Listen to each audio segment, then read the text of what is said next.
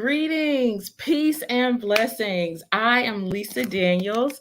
I am a member of the National Hookup of Black Women, and I'm so excited to have all of you here today. We are celebrating our Teen Summit for 2022.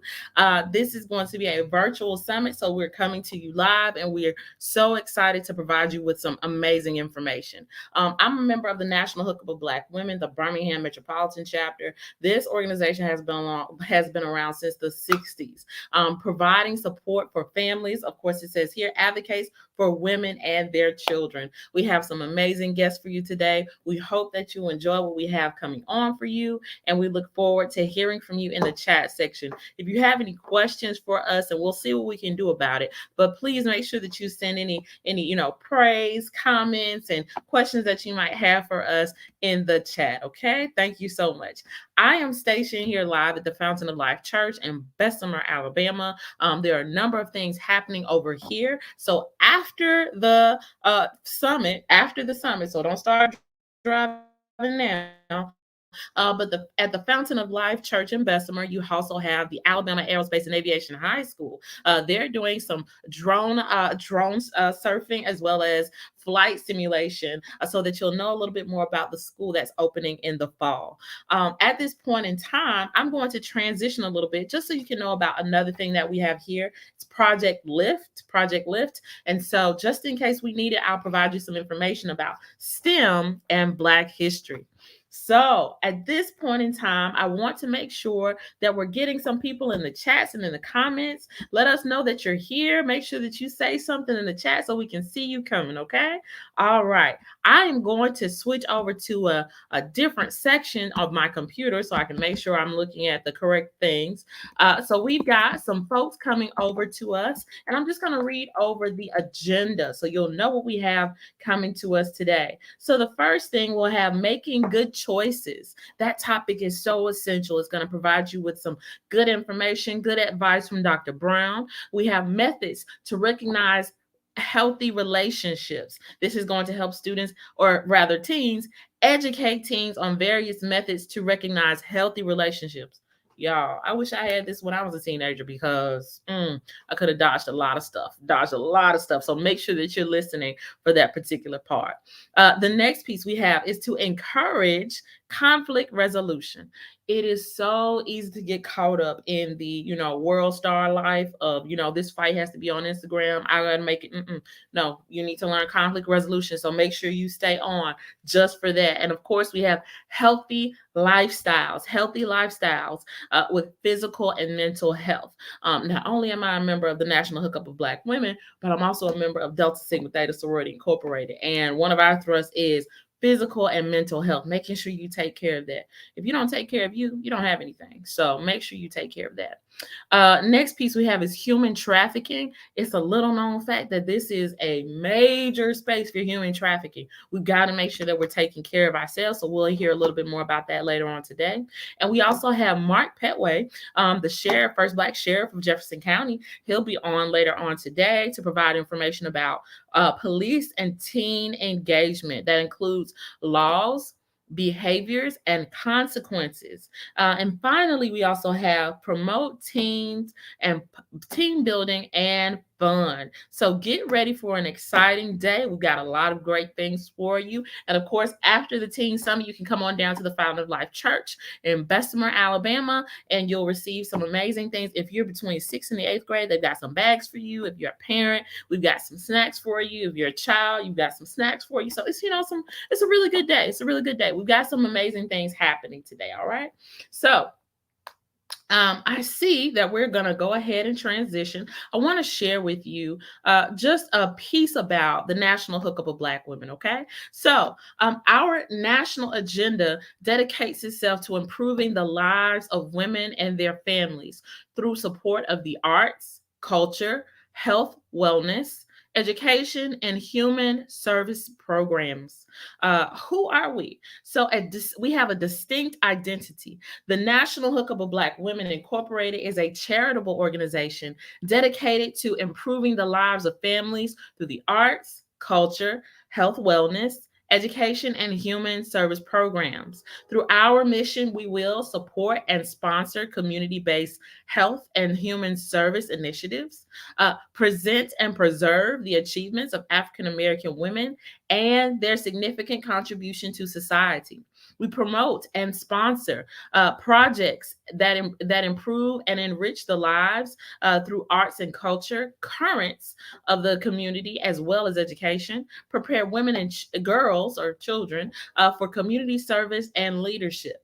And finally, we also advocate for the well being of women and their families. If you'd like to learn more about the National Hookup of Black Women, make sure that you reach out to NHBW.com. And so that's the website that you have there. So if you're interested in learning more about the resources and services that we provide, again, the website is NHBWBHAM.com. At this point in time, I want to go ahead and introduce our first speaker. Her name is Dr. Veronique Zimmerman Brown. So now I have had her as a mentor, so I'm going to share some information about her. She's an incredible and amazing person. So just remembering everything from her resume, okay? She is a graduate of the Alabama State University, University of Alabama, Birmingham, where she received her doctorate. She's been teaching for a number of years, and she's also helping to found a new school called the Alabama Aerospace and Aviation High School. And she is a proud member of Zeta Phi Beta Sorority Incorporated and Top Ladies of Distinction Incorporated. Without further ado, I will introduce our speaker, Dr. Veronique Brown. Dr. Brown, you have the floor. Good morning, everyone. I am glad to be here. Thank you, Ms. Daniels, for your introduction. I appreciate you. And I count it a blessing to be able to speak to our teens today. And today I'm going to be talking about making decisions. So give me a moment. I'm going to share my screen.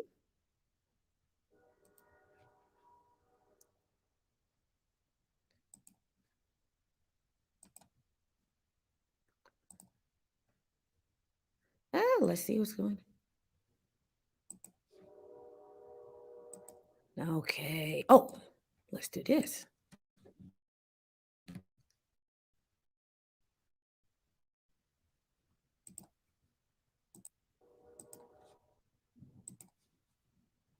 Can you all see my screen right now?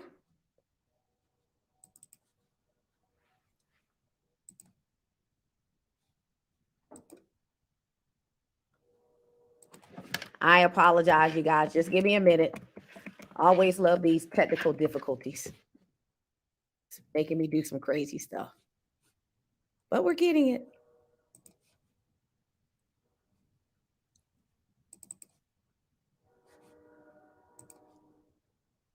Okay.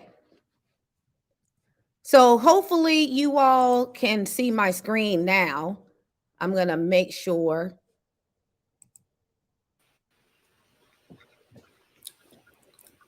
Hasn't come up quite yet. Okay. But take your time.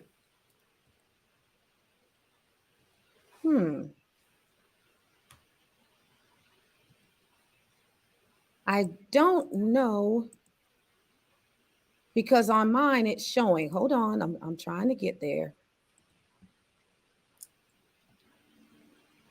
Because I can't see any of you. I can't see your screen. We're still seeing just you.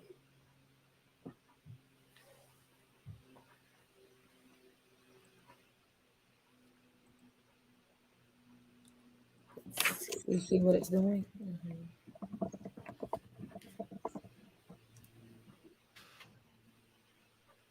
I'm trying to enter.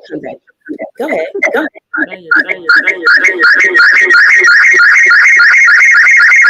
I don't. Okay, where's your slides? Right here. Right here. Okay, so now go back to the system, to the StreamYard.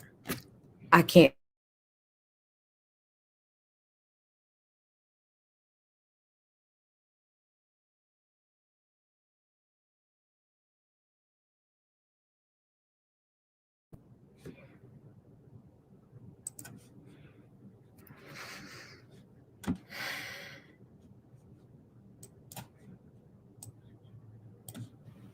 We'll just take a pause while we get this squared away. We do apologize, but it's okay. This is live. Things happen. It's all good. We got it. We got it under control. So we'll take a pause. We'll play some little music in the background while we work on this part, and we'll be right back.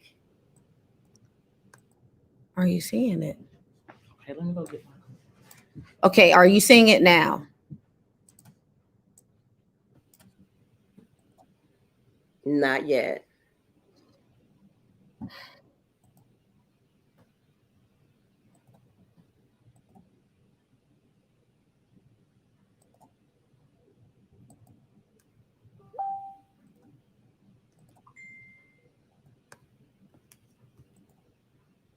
What about now?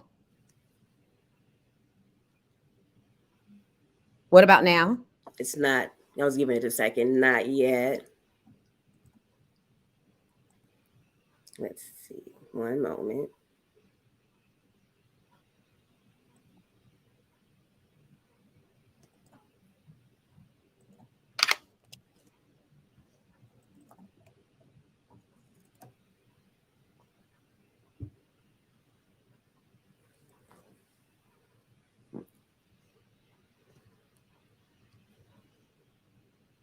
And if you like, you can give us an overview.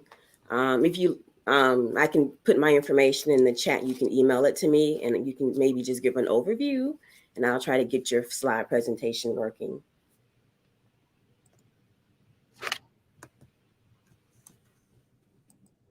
Okay, hold on 1 second, please.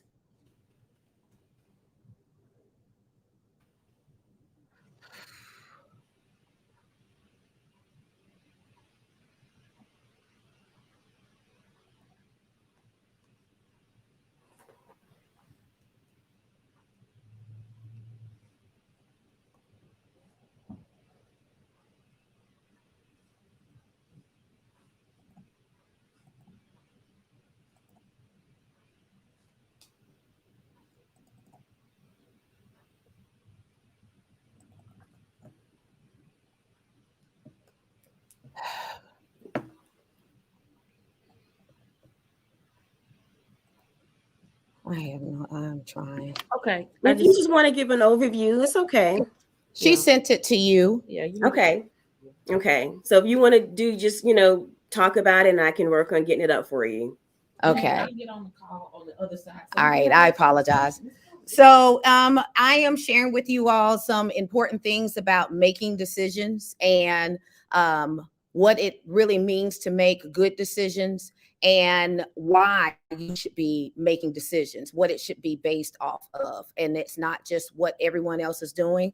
It's not even about competition with others. It's about what is best for you. So I hope that my screen comes up soon. I don't know why it is not coming up, but hopefully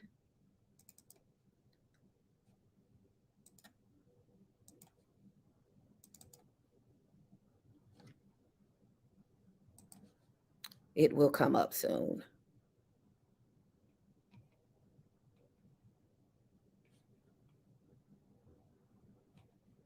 Let me know when you're able to access it, because I've tried all that I can try.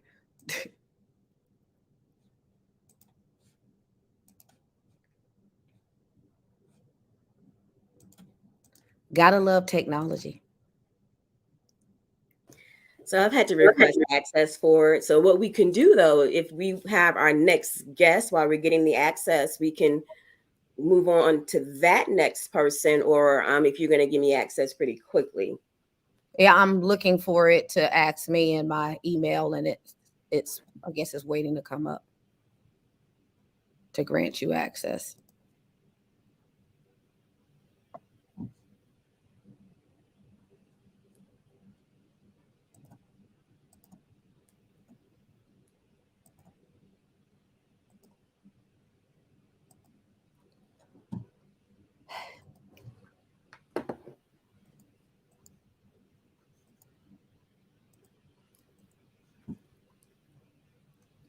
All right. Yeah, if you want to talk about the school that you all will be founding, that would be great. While I'll work on that for you. Okay. So the Alabama Aerospace and Aviation High School is opening up this fall 2022. It is going to be heavily driven in STEM. We have partnerships with Delta Airlines and 2-year colleges, 4-year universities, and also Delta Airlines, so that we can provide pathways for students that want to go to college and maybe those students that want to go a different route. We have something in store for you.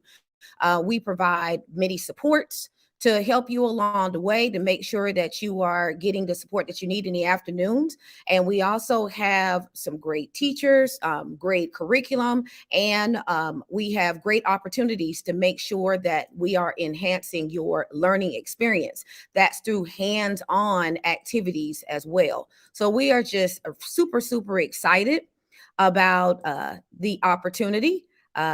We are hopeful. I'm hopeful that I'm able to share some of my information with you all so that you all can get a gist of some of what you all will be experiencing in terms of how we're going to take care of you all and how we're going to help you make some sound decisions.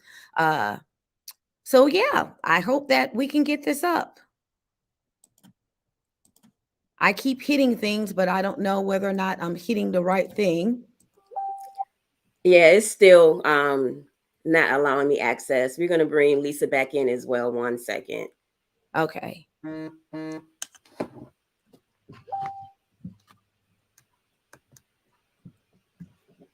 I'm going to my email to see why it's not giving me a request to. You know what? It's totally fine. We know that life brings challenges, and you have to learn how to be resilient. And so that's what we're modeling today, right? So tech stuff happens, and so we're just so excited that we're still able to come together and bring this to the teens. So of course, we mentioned healthy choices, good choices. I want to talk about that just a little bit.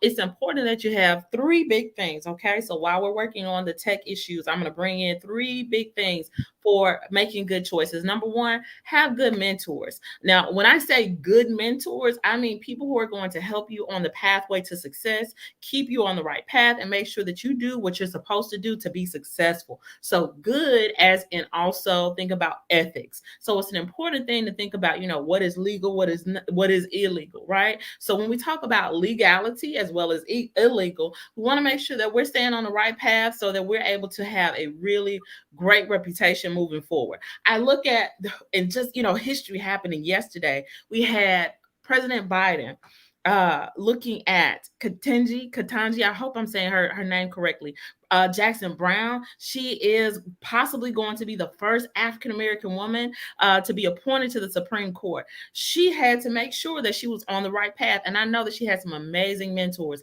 to help her move forward. So number 1, get you some good mentors. The second thing is to make sure that you are always reading, always growing, always reading and always growing. And of course, finally, think about making sure that you have good friends. One of my friends, Afton Taylor, shout out to Afton. She's over at Duke University today, and she's about to do her TED Talk. She's been my friend since the 6th grade, and she's been encouraging me to do great things. So again, 3 big things before we turn it over back to Dr. Brown. Make sure you have good mentors. Make sure that you're always reading, always growing, and finally, make sure you have some good friends. At this point in time, we're going to transition back over to Dr. Brown, who's got her presentation up. Dr. Brown, let's go.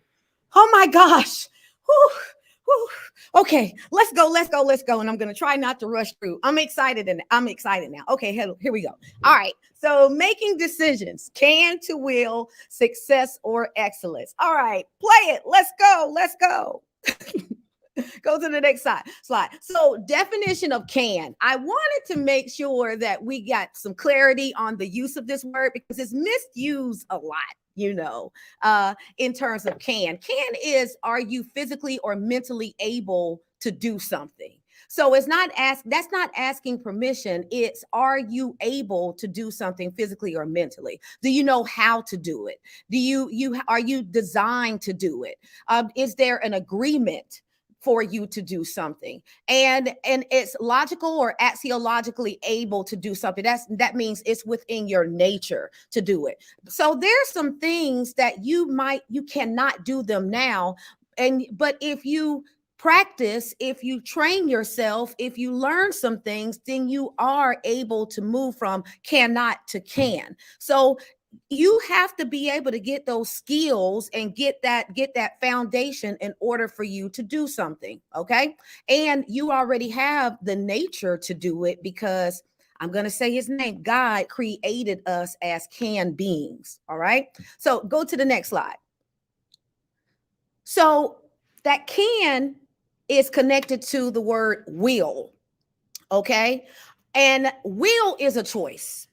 Okay. Because you can have a desire to do something, but you have to also have a willingness to do the things in order for you to increase your ability, in order for you to increase your skill set. You have to will yourself, and if you have that will to do something and you continuously keep practicing and what have you, you have that determination, then it's going to end up being you having a higher probability of this character trait, this skill set, because you've willed yourself to do it. And it's something that you consistently do and something people consistently see in you. So therefore they assume, okay, well, I know she's going to do this or she's going to do that. Or it also causes people to pause and say, if something is out of order, I don't see that Veronique would have or will do that, because I've seen what her habits are. I've seen what she probably will do. Okay. So will, you have to have the will to do something, and it becomes your custom, your will. All right. Go on to the next slide, please. This is all connected to choice. So can to will. Hit the slide. Can you? All right. You can do some things, but there's some other things that need to be a part of that can. Can you? Go to the next bullet. Part of that is knowledge. I said that it takes some things on your part. Knowledge. You have to want to acquire knowledge about what you're doing, and that's a decision. You can be sitting up in class, but if you are sitting there and your mind is all over the place, the teacher can be doing this brilliant lesson, or your classmates may be providing some discussions that really are enlightening, but you're not taking in that knowledge because you're not present. So knowledge is there, but you have to want to take in that knowledge in order for that can to expand. All right, go to the next thing. Experience. All right, you can know how to do something or you can see something, but you have to experience it and for yourself in order for it to click with you.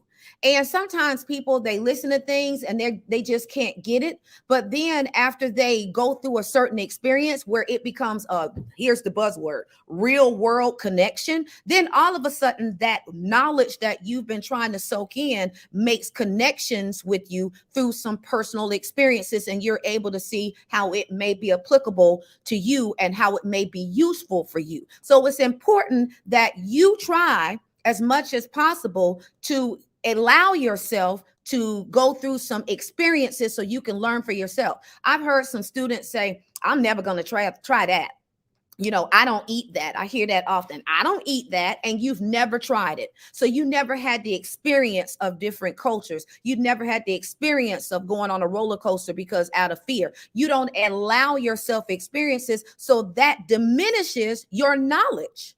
You go in already blindsided because of your refusal to try different things. So please make a decision to experience different things. Try it at least once. You may find out that you really like it.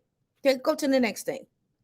Now, with that knowledge and experience, you may be able to do part of it, but not with excellence. So we're going to talk about that word later. But the more you study and the more you practice, you become better at something. When I first started bowling, I was hitting it in the gutters and everything else. But the more I allowed myself to experience the lane, and I practiced and shifted some things and moved over, then I started rolling spares and strikes. But I had to first gain knowledge about the sport. I had to then allow myself to go to the bowling alleys to actually try it and not say, I don't think I'm going to like that. I'm not even going to try. And then after I tried it once, even though I wasn't good, I kept practicing. So now I'm pretty good. I'll meet you at the bowling alley one day. All right. Go to the next thing. Then I started gaining a better understanding with that practice. I'm going to go back to bowling again. I don't know why I'm thinking about bowling, but I did. I understood through my practice and my study of what I was going, the functioning, that I needed to shift over an arrow or two, because when I bowled, my hand went a certain way. So I had an understanding of how I operated in that experience or in that environment. So with that, I was able to make adjustments, make some decisions so that I can get better at it. So that making the decision to keep practicing and then understanding what you're doing is going to help you every time you have to get up and you have to face a certain challenge. Go to the next slide. So I just want to add in a little piece there, because I think this is so essential, and it's something that you can do with bowling. I thought about it in reference to track and field, because I did that in high school. I think about I think about Rocky Balboa, right? And thinking about all the things that he had to do. You had to gain knowledge, experience, study and practice, understanding and skill. All of those things are essential to life choices, making sure that you do what you're supposed to do. I think that's essential. And of course, I know a lot of people, they're into basketball. I think about Steph Curry. I think about Michael Jordan and the law of 10,000 hours. If you commit yourself to doing a bit better, it's going to work out. So I just wanted to share that piece. This is such a great presentation. I hope y'all are paying attention. But at least keep going. Fun stuff. It's with academics as well. You think about reading passages, and your teacher is teaching it one way, but as you practice, you see another way of doing it, or even in math and science. And as you practice it and within your own experience and understanding, you become skilled enough to be able to, try it a different way. And now you've got it. It may not have been exactly what the teacher said, but you figured out a way through your own practice and your own building of skills. Okay, if I just do it this way, if I think about it this way, then it makes better sense to me. There's nothing wrong with that. Now, I'm not going to go into that about educations where teachers penalize students because they don't do it exactly the way that they say. My thing is this: if you're strong in content, if you can show us and prove to us that your method is sound, then a teacher should be able to expand that and allow students some autonomy in terms of how they think through certain problems. That's just me. I think that's a world situation, right? We need to make sure that we appreciate everyone's gifts. You may not be the best test taker, but you're an artist. You're a singer. You are someone who wants to be valuable in the world, and we need to respect your talent. So this is good stuff. Let's keep going on. Thank you so much. You're welcome. All right, let's go to the next thing. So with that understanding, you become skilled. Now I feel like I'm a skilled bowler because I've gone through and I've learned about the sport, and I have done my practice, and I've done my shifts and my adaptations, and now I'm able to make those spares. But guess what? Because I feel skilled, I feel like I'm able to help others. So sometimes when I see a young man or see a young lady and they're bowling next to me and they keep bowling gutters, I am able to say, hey, why don't you try this? That didn't work. It's curving. Why don't you try that? You're able to do that when you become skilled. All right. So here's the next big prompt. But will you? All right. But will you? You can, but will you? Can to will is another choice. Can to will is I can, but will you? Will you listen in class? Will you listen to your coaches? Will you listen to your parents? Will you listen to your community people, your extended, your village that is able to give you some knowledge, provide you with some experiences, help you practice, help you gain a better understanding so that you can be skilled? Will you listen? Next one. Not only will you listen, will you read? Some students gain more information when they actually read over information. Will you, when you look, perfect example. I used to just try to buy things from out the box and try to put it together, and I did not read the manual. And then when I had screws missing or the structure was unstable, I was like, what? It looks like the picture, but I did not read the instructions. So some of you all may think that, oh, all I've got to do is look at it and I'll be able to figure it out. You may be able to put something together, but it may not be done correctly. And the key parts that you miss through the instructions could make it unstable. Now, I'm saying that to you in terms of the physical thing, but that's mental stuff too. Because you don't read, because you don't study, those things that you think are truths. If you don't read for yourself and you go by secondhand knowledge, at least I'm preaching to you, then you might find out that some of the thoughts that you had about people, some of the thoughts that you had about situations, some of the thoughts that you get from listening to the news, because you don't read and research for yourself, then you end up with an understanding that's not necessarily all truth and laden with a lot of opinion. So you, as young adults, you have to read as well. That's right.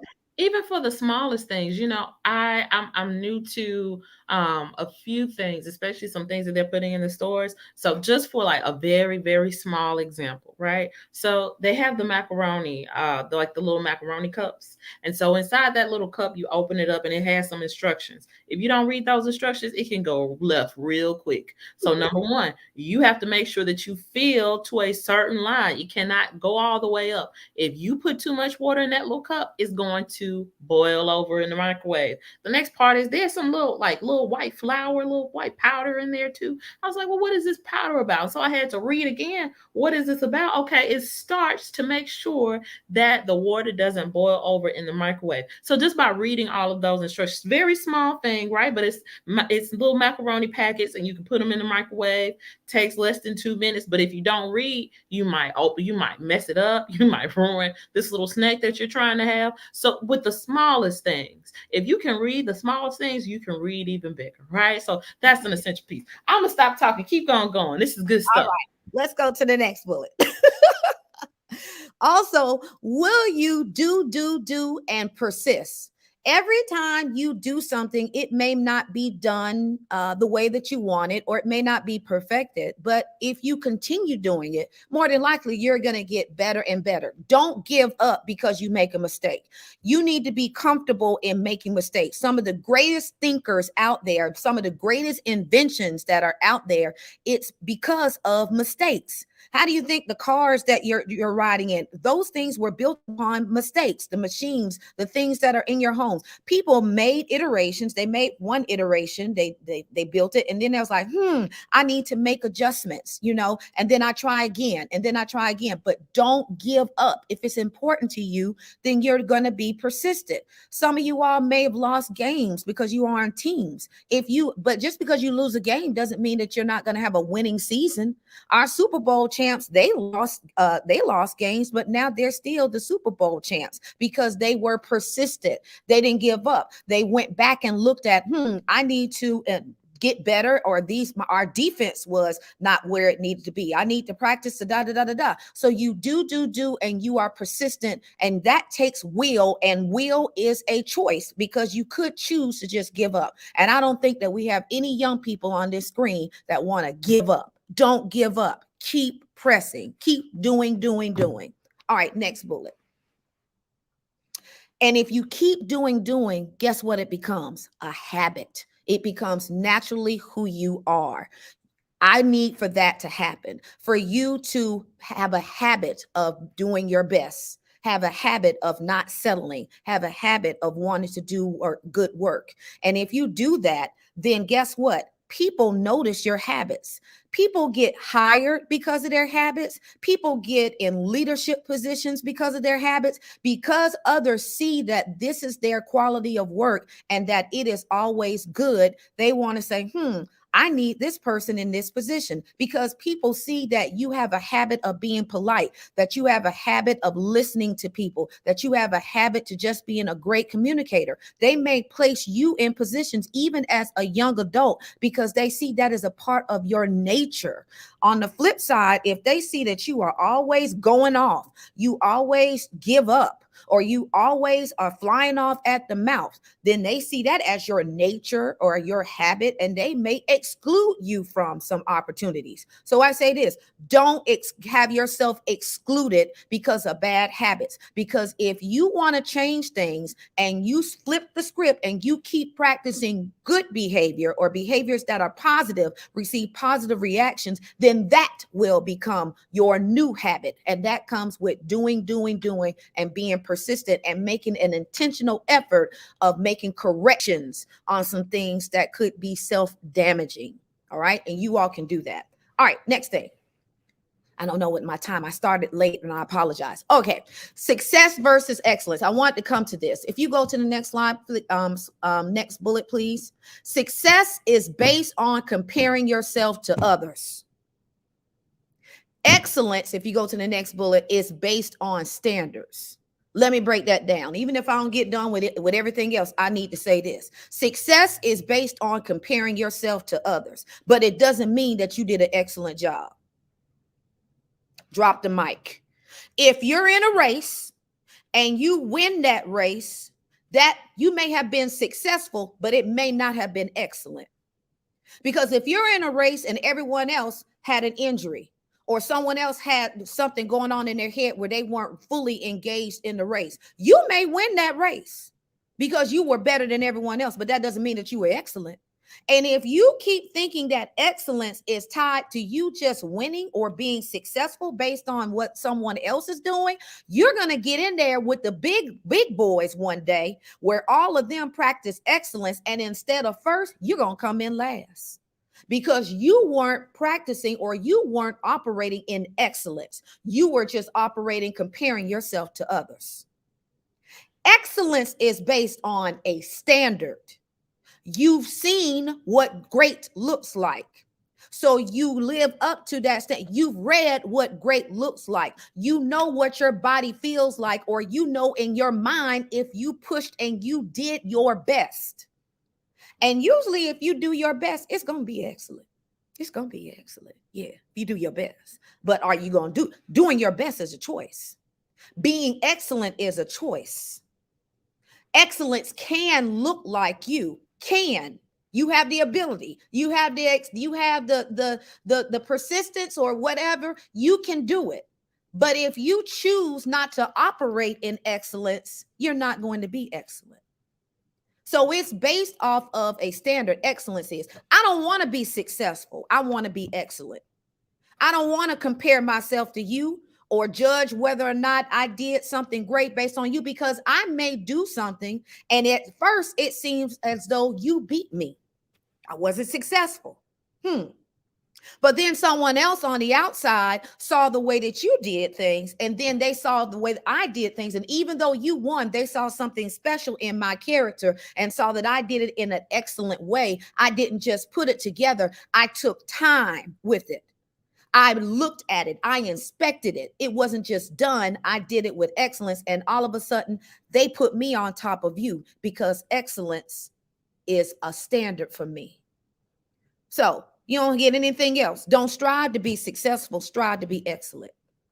It's kind of like it goes both ways. If you're excellent, you are going to be successful. All right. So I'm going to break that down. I don't know how much time I have, Lisa, because it's 11:40. How much time do I have? We're going to give you about 5 minutes, and then we got to transition to the next person. Thank you so much. All right. Let's transition. So let me break this down. Go to the next bullet, please.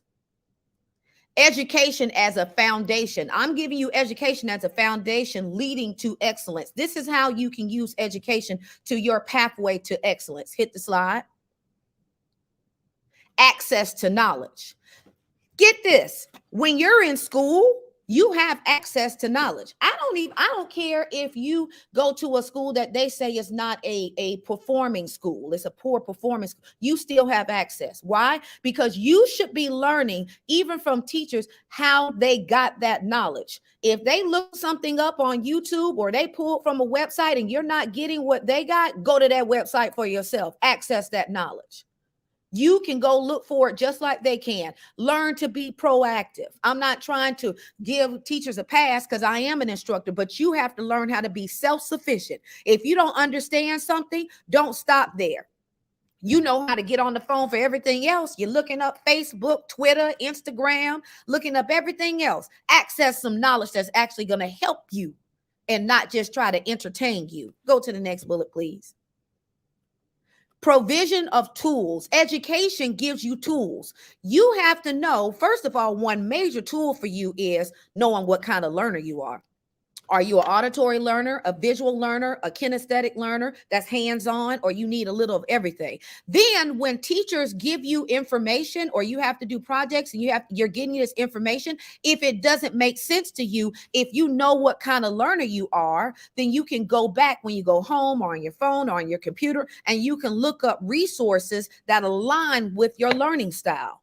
If you need some support with figuring out what your learning style is, I can help you. I'm sure Ms. Daniels can help you. This organization can help you, but you need to find out, how do things click? With me, I'm a visual person. I need to chunk information. So when teachers give me information, typically I just write down everything, but then I go home and I make a table and I have little chunks of stuff that I put it in, and then it helps me memorize things, or it helps me digest things. And because when it's just everything out there, it's hard for me to understand. I need to I like to categorize information. Some of you all like to draw things out. Some of you all can listen over and over again. And I also am a talker. If I discuss things in class, I usually don't have to study a whole lot. So don't let someone else steal your opportunity to learn by telling you you're talking too much in class if it's a fellow classmate because they're afraid to speak up. That may be your learning style, to talk. Others, don't down them if they don't talk as much, because their learning style may be to listen to others. Okay. And others may be doodling and putting down information. So provision of tools. I'm trying to hurry up. Okay. Go to the next bullet. Visualizations, models, examples. You have edge access by making sure that you are acquiring different models. Lisa, I'm not trying to say anything about me, but you said that I was a mentor. Mentors are models. Mentors are examples. If you don't have mentors at home for your particular field, seek out opportunities to see people that are doing some things that you're interested in, so that you can have examples and models and you can ask them questions. You also have models of what not to do. They're just as important. If you see some people and they have some behaviors and you're like, I don't want to be like that, take note of that too. So visualizations and models can be what you do want and what you don't want, so that you can increase your foundation. Go to the next bullet. Opportunities to practice. When you're involved in the educational process, you have to take advantage, and this is a decision, of opportunities to practice. You practice other stuff that's important to you. A lot of you all practice sports, but you're not practicing as much in your academics like you should. And practice also means you being willing to take risk in how you learn, taking risk and going on to different opportunities, joining certain academic teams, joining certain organizations, youth organizations. When I was in school, I was a part of NHBW, the National Association of Negro Business and Professional Women. And I also was a Delta team, even though I'm a Zeta, Z5. And I also participated in Urban League and the NAACP, because my pastor was best friends with Jesse Jackson, and he helped lead those organizations. And all of those organizations that I was in, it was practice. They used to make us do oratorical competitions. We used to have to do debates. We had to go to different conferences. We had to learn different etiquette styles. We learned from the adults that were in us, how to walk, how to talk, how to conduct business. All of those were opportunities to practice, but it took me giving my time not just to sports, not just to band, but other things that helped to develop me. All right. I believe I'm wrapping up on my bullets. Go to the next one. I think I'll be done. So evolution to excellence. I'm going to stop on this slide. Evolution means that you start at one point, but you see yourself growing. You evolve into this being. So as teens, you may not be where you are going to be in life, but you have to go from can, where you just have the abilities, to will. And you have to stop looking at success by comparing yourself to other people, because you don't know what they've been through and they don't know what you've been through. You don't know what they have access to, and you may not have access to the same things, but whatever you do have access, you're going to make it work for you. So lean more towards being excellent. Lean more into providing, looking at opportunities and taking advantage of those opportunities. Lean more into accessing knowledge and doing whatever you have to do. Keep asking some people, keep looking online, keep reading until you find out what you want to know and what you need to know in order for you to build your skill set and grow into and evolve into that excellent manner. If you are persistent in striving for excellence, it will become your habit. It will become your nature. And there's nothing like being known as being an excellent individual. I will end with this. If you're excellent, you should be making an impression. The word in impression is press. The only way for you to make an impression, and you can look this up, is if you are making a forward movement towards a mark. The only way that you can make an impression is if you're making a forward motion towards a goal. So make a goal of being excellent, and I promise you, you will leave a promising and a glorious and an awesome impression. And I leave with that. Wow. Thank you so much. We're giving you a round of applause over here, Dr. Brown, making sure that we press on, that we make an impression, that we continue to stay focused and be excellent. This is some awesome stuff. I really want to appreciate you for coming on. Did you want to share anything about the school before you head out? Well, with all of this, all over the place, I think I shared enough. I don't want to talk Okay. too much about the school, Yeah. but I would like some students to, if you like, it's not a school for everybody. I'm just going to say it. We're heavy into STEM, and we're heavy into students that are interested in going into aerospace and aviation so that you can learn more about it. We promise to take care of you. You're going to have a loving environment, have a very we're going to learn from actual people so that you can get skill set, have that, gain that knowledge. You're going to have access, and you're going to have ample opportunity to actually experience and practice and persist. We're not going to let you give up. We're going to keep pressing. We're not going to let you give up. So And come what's on. that website? Oh, that is www.alaahs.org. www.alaahs.org. That is for the Alabama AL, Aerospace A, and Aviation A High School. So give us a look. Wonderful, wonderful. Thank you so much. We greatly appreciate you. Y'all say goodbye. Thank you, Dr. Brown, for coming over. We're going to have some great people coming on in just a moment. We're taking a little bit of a poetry commercial break, if you will. I was in a professional development / meeting earlier, and I love how they had some music. We're not going to be able to play music today, but that's all right. We got some poems for you. So I absolutely love Mother to Son by Langston Hughes. And so we're going to share that with you. This is part of our literacy, so I'm adding in a few things. Mother to Son by Langston Hughes. Well, son, I'll tell you, life for me ain't been no crystal stair. It's had tacks in it and splinters and boards torn up, places with no carpet on the floor, bare. But all the time, I's been a climbing and reaching landings and turning corners and sometimes going in the dark where there ain't been no light. So, boy, don't you turn back. Don't you sit down on those steps because you finds it kind of hard. Don't you fall now, for I's still going, honey. I still climbing. And life for me ain't been no crystal stair.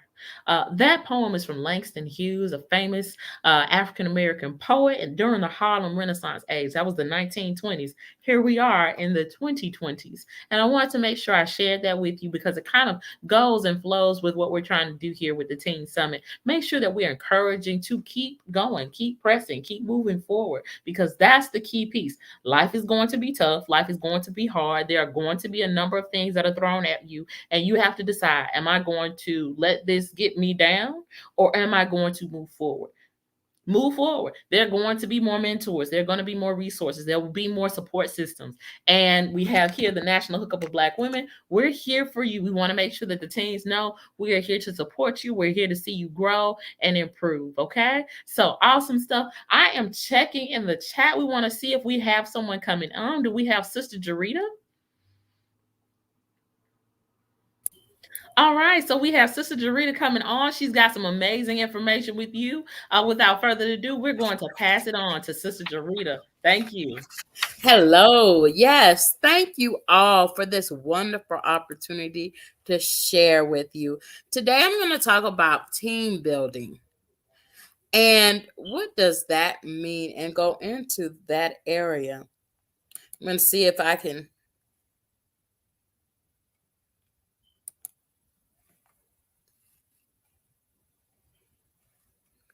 Okay. I do have a PowerPoint that I would like to share. And to go into, first of all, my name is Jarita Berry Muhammad. I work with Birmingham City Schools. I've been working with Birmingham City Schools for over 10 years now. I have a master's in education. And what is team building? As you look on to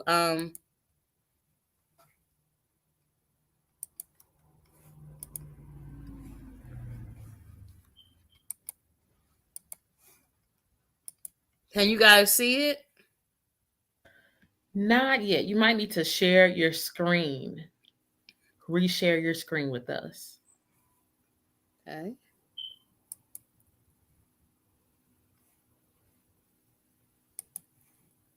Let me see. Share screen. Perfect. Okay, there we go. Now, that's the introduction of who I am, Jarita Berry Muhammad. These are some students that I work with at Washington Elementary School. And if you click the audio, they're going to introduce themselves.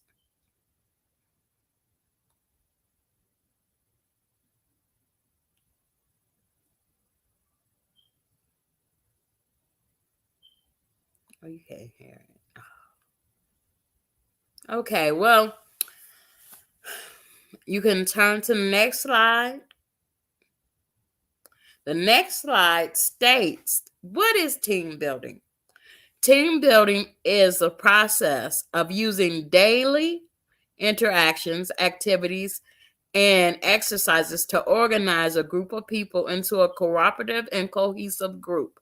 With this group activity that they did, they first introduced themselves, and then they decided to do a play on how Dorothy saved the scarecrow.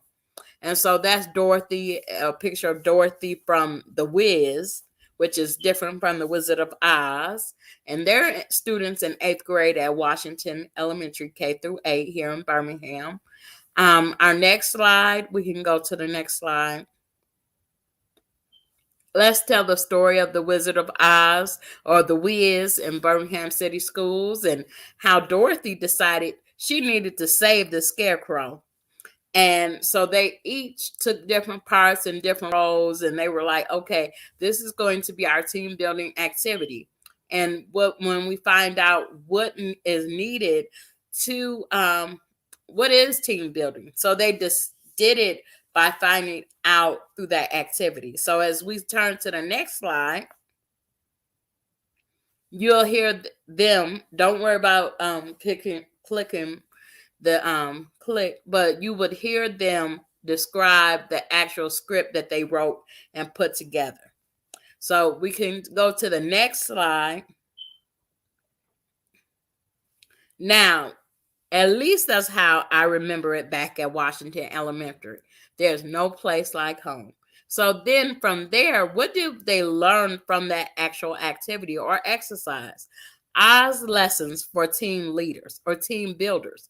First lesson that they learned was put together a diverse group, a diverse team. And several of the students are learning English for the first time. Several of the students are honor roll students, and others are basic. So in general classes, they're learning from each other and growth. And so it's very important to have a diverse group that you can learn from in team building. And remember that even if you all look the same, you all have different abilities and gifts. So we can go to our next slide. Number 2, encourage greatness in your friends. It's so important to make sure that you encourage greatness. And they created this PowerPoint. So, and that's a superhero sign, that to make sure that they all know that they're all great, wonderful, excellent, growing together and learning together. So number 2 is encourage greatness in your friends. Encourage each one to shine in their own different way when you're team building. Next slide. Okay, keep moving. Even when you're ready to smell the poppies or you want to quit, you want to stop. They're like, you got to keep moving until you reach that final goal, until you reach that final stop, until you reach that final end. You must keep going, never stop. So our next slide is number 4. Special abilities. Remember, each person in your team is special, but trust your team's special abilities. It's so important to trust them. Even your most entry-level employee or friend who you think, oh, they don't have anything to contribute, may be able to turn a witch into a puddle of water if given the opportunity. Even the one that you least expect might turn it all around and really surprise you. So they wanted to make sure. That's number 4. Number 5. Be careful of burning bridges or dropping houses. You can make powerful enemies. So how you can end a good friendship is by burning bridges and not learning the cohesiveness, not being able to really work together and really grow with one another. And as we go to the next slide, that's Dorothy and the boys. And most of my class, which is technology and STEM, are made up of boys. So that last step, number 6, consider the resources at your disposal. Like they went to other classes to go get the script printed. They utilized someone else to write. They utilized someone else to actually draw different pictures. They picked each one's skill to make this happen. So they were so excited, and they're in the 8th grade. So and they're 8th grade STEM. So as we learned about the high school, I know Monday I'm going to share this with them because that's their passion is STEM. So that's a little bit about how to team build. Again, number 1 way to team build, put together a diverse group with different skills and abilities. Number 2, encourage greatness in your teammates and your friends. Number 3, keep moving, never stop, keep going. Even if you have an obstacle or a challenge, keep moving. Number 4, trust your team's abilities and your team's special abilities. Remembering each one has something to give and something to offer. Number 5, be careful of burning bridges because you never know when you might need your friend again. And number 6, consider your resources. Remember, there's some oil, there's some different things from each one. That's team building. And we thank you so much for tuning into Virtual Team Summit. Thank you. Awesome. Thank you so much for sharing. We're so excited that we were able to get that information. I hope you heard what she said about friends. This is so important. As you get older, it's hard to make friends because you're always working or you're always studying or you're always trying to take care of responsibilities. Make sure you keep some good friends. Those are some essential things. Did you want to share anything else, Sister Dorita? I am excited that this program will be spread throughout the year. We're going to have different activities with our teenagers this year. And so I'm excited about that. And I know Lisa is going to be really excited and pumped and energized, and we ready to do this. So Yes. that's Awesome. Thank you so much. So yes, she another member of the National Hook of Black Women. Amazing, amazing. 8th grade teachers on the call. Woo woo. So of course you mentioned you teach 8th grade. Which subject do you teach at Washington Elementary? right now I am teaching technology/STEM. So when they were like STEM, this looks like a STEM Teen Summit thing that's going through each speaker. So this is exciting.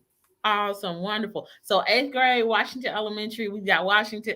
We got 8th grade civics at the Altamont School. So hey, teachers are representing today. I'm so excited about that.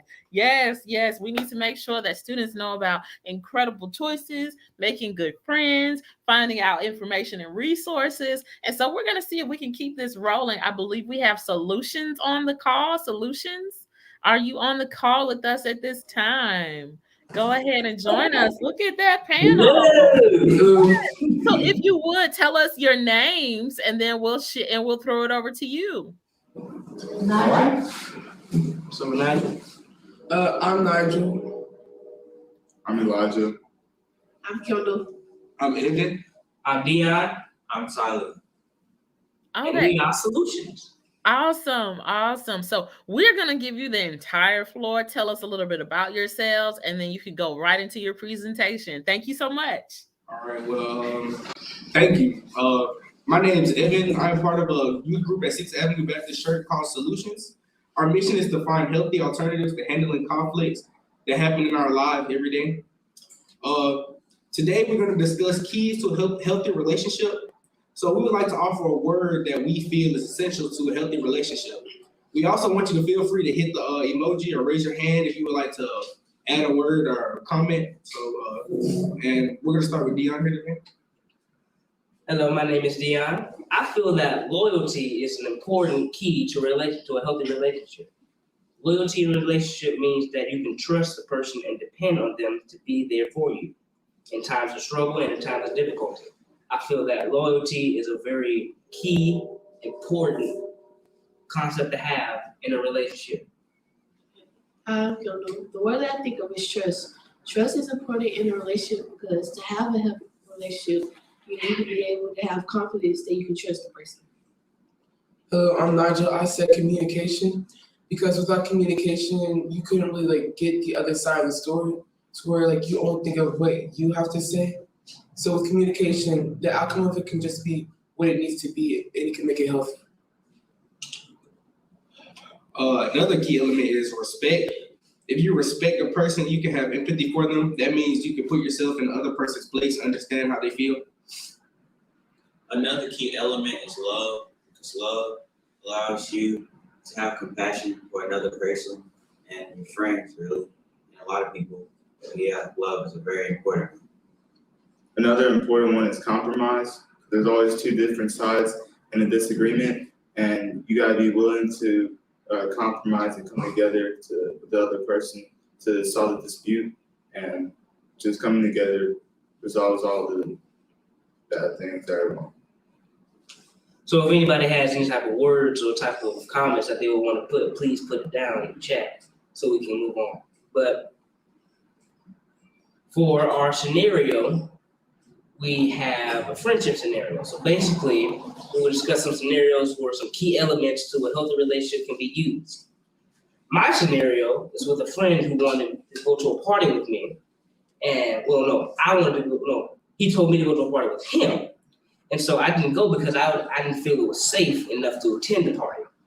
My friend refused to listen to my suggestions and decided to go anyway.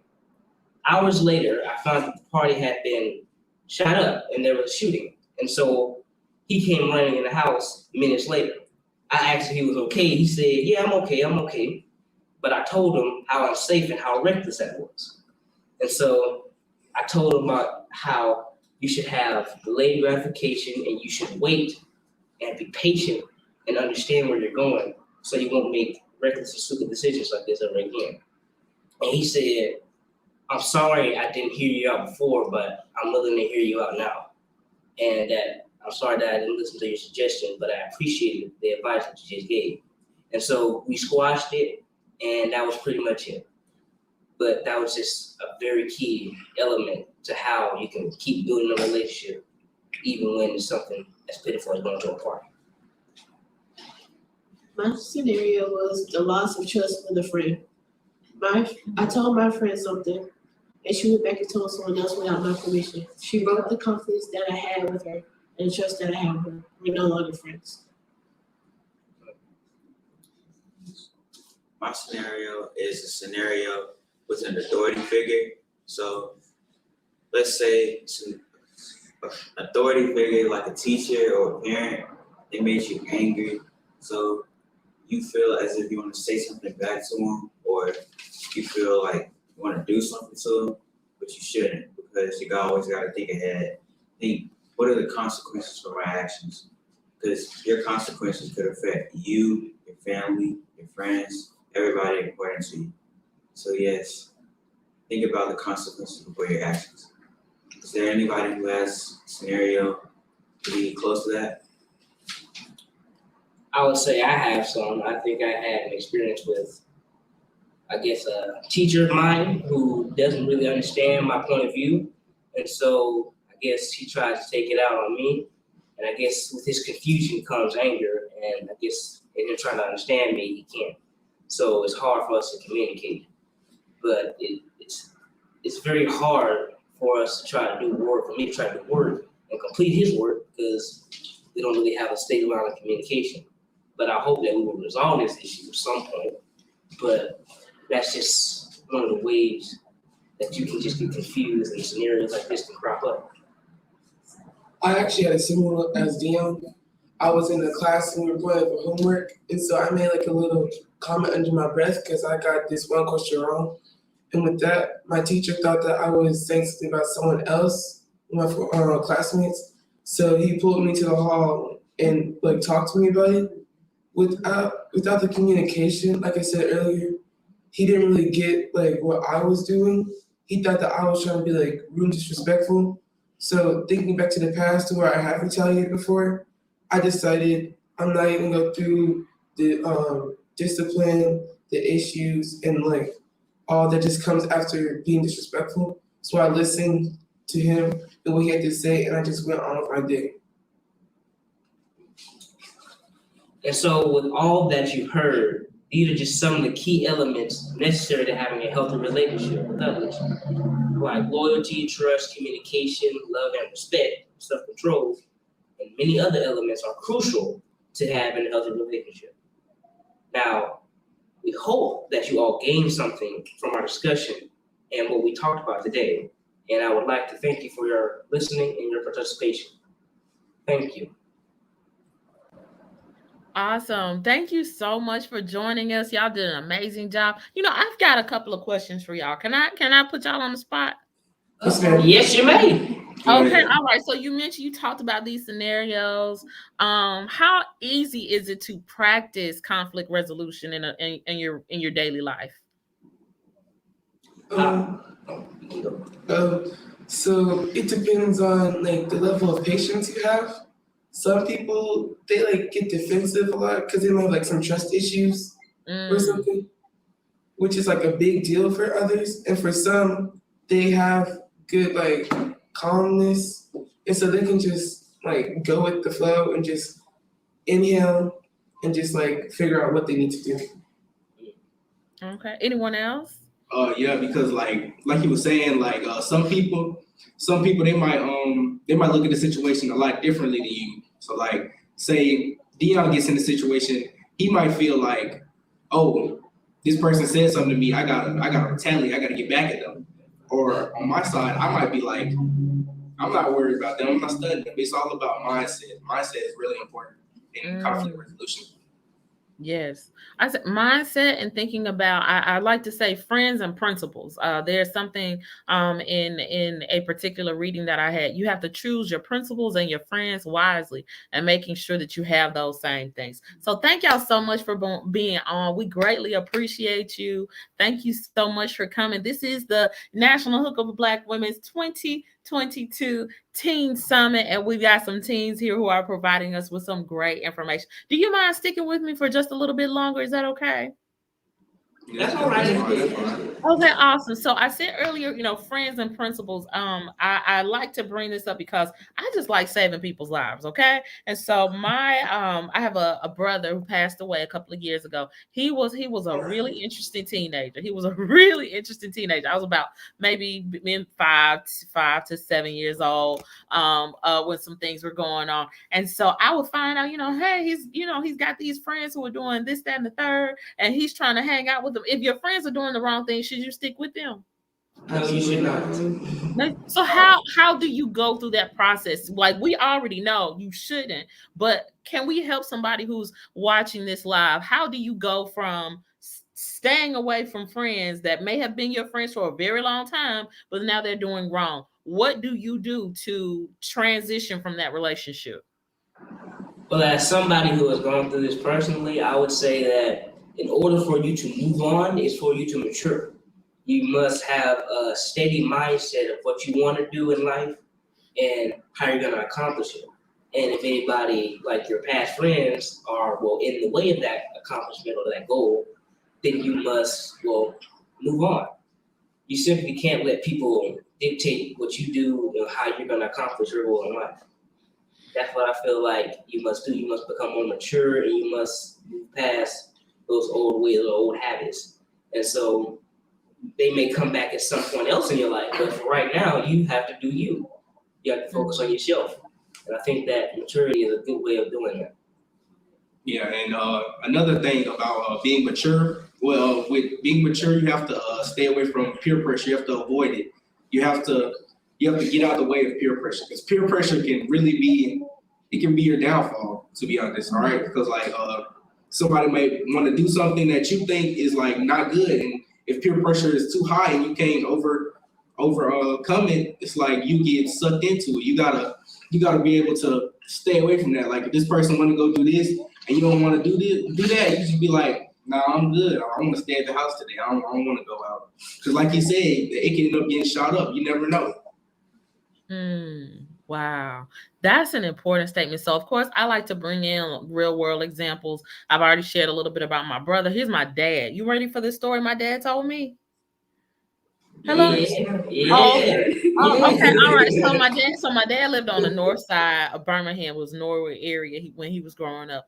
And my grandfather saw him hanging out with this guy. He was like, "No, you don't need to hang out with him." He was like, "What are you talking about? I don't need to hang out with. Just don't hang out with him." And so sometimes people may see your friends doing something that you may not see.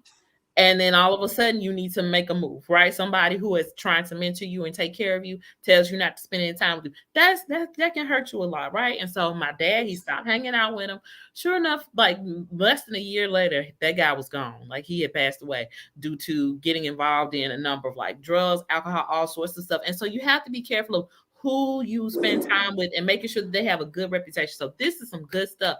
Now let's talk about dating. Okay, can y'all hear me? Can y'all see me? Yes, we can hear you. So the conflict resolution piece that we talked about, does that tie in at all to dating as well? Yes, it does. Okay, so tell us about that. I feel like dating and conflict resolution ties for domestic abuse or domestic violence at the home or violence with the partner, and how you relate conflict resolution and arguments, some type of heated argument where y'all yelling at each other or trying to hear each other's viewpoints, but you can't. And I feel like compromise, like Elijah said, is a very good way of handling that. And that conflict resolution can happen, but you must have a compromise. You must come to it and realize that whatever squabble you're having is either petty or it's not really worth what you're looking at. And so I feel like compromise is the best way to handle conflict resolution with a partner or with somebody else in a relationship. And And Wise words. let me piggyback on that. Compromise is definitely important, especially being Black in America, being a Black male. I can say from experience, compromise is usually going to be your best bet because it can get you out of a lot of stuff that you don't need to be in. You can, just by not compromising with somebody, you get put in a situation you don't want to be in, and it ends terribly for you. You always want to try to stay on the up and try to stay above the curve, if that makes sense. I had a situation with a friend where he had did something that he really wasn't supposed to do, and he got in trouble for it. And he kind of wanted me to be at bat for him, and I just couldn't because I knew in my head that it just wasn't morally right. And if he would have compromised, none of that would have ever happened, and everything would have been cool and all that. Wow. These are important words. Now, I'm a history teacher, so I think compromises are important, but we got to make sure we don't compromise our principles. We might compromise on what's going to happen, but we don't compromise principles. Let's make sure we remember that. Can we get any more statements? Did y'all have anything else y'all wanted to share before y'all head out? Anybody else? Got anything? I would just say stay true to yourself and put yourself before anyone else.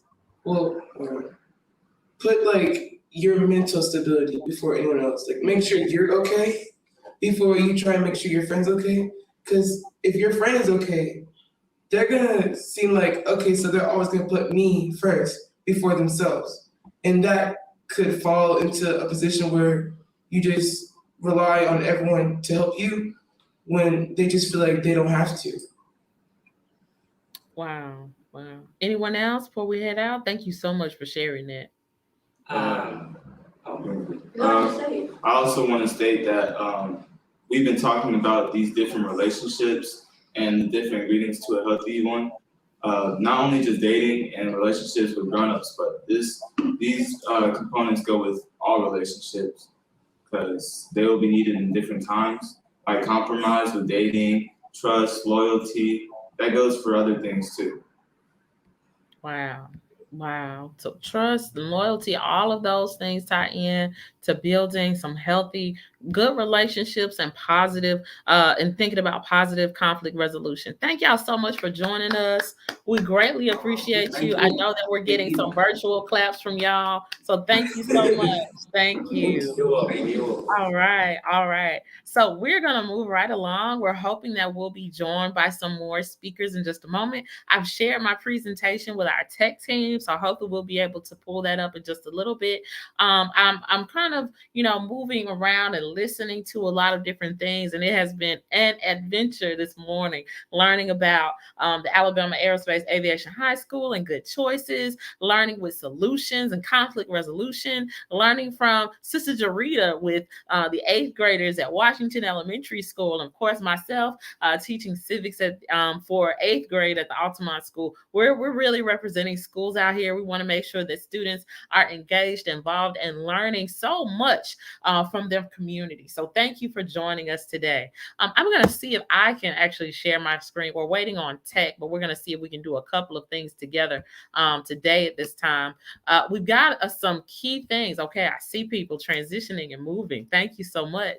We've got a couple of quick things that we're going to share this morning just until we get our next speakers on. I wanted to share some information about Project Lift. So I am Lisa Daniels. I'm giving myself an introduction because I'm transitioning from the hostess or the MC to one of the speakers. So I am Lisa Daniels. I'm a member of National Hookup of Black Women. I am the president for the Birmingham Metropolitan Chapter of Top Ladies of Distinction Incorporated, and I am a member of Delta Sigma Theta Sorority Incorporated. It has been an amazing adventure participating in the National Hookup of Black Women and learning and growing from so many great people. One key thing that I appreciate from this organization is learning more about Black history. And so here in Alabama, there's a lot of great information that's not quite in the textbooks yet. So I'm going to do some work to make sure that we bring it.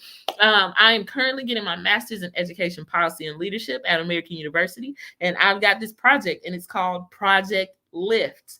The mission of Project LIFT is to learn, liberate, ignite, and imagine a future through flight talks and trainings. And it, of course, is to liberate and ignite students who have an interest in STEM through Black history. Let's go to the next slide so we can see that too. So if you are interested in working with me, one of the key things that I say, like, oh wait, I'm an adult now. I got McDonald's money.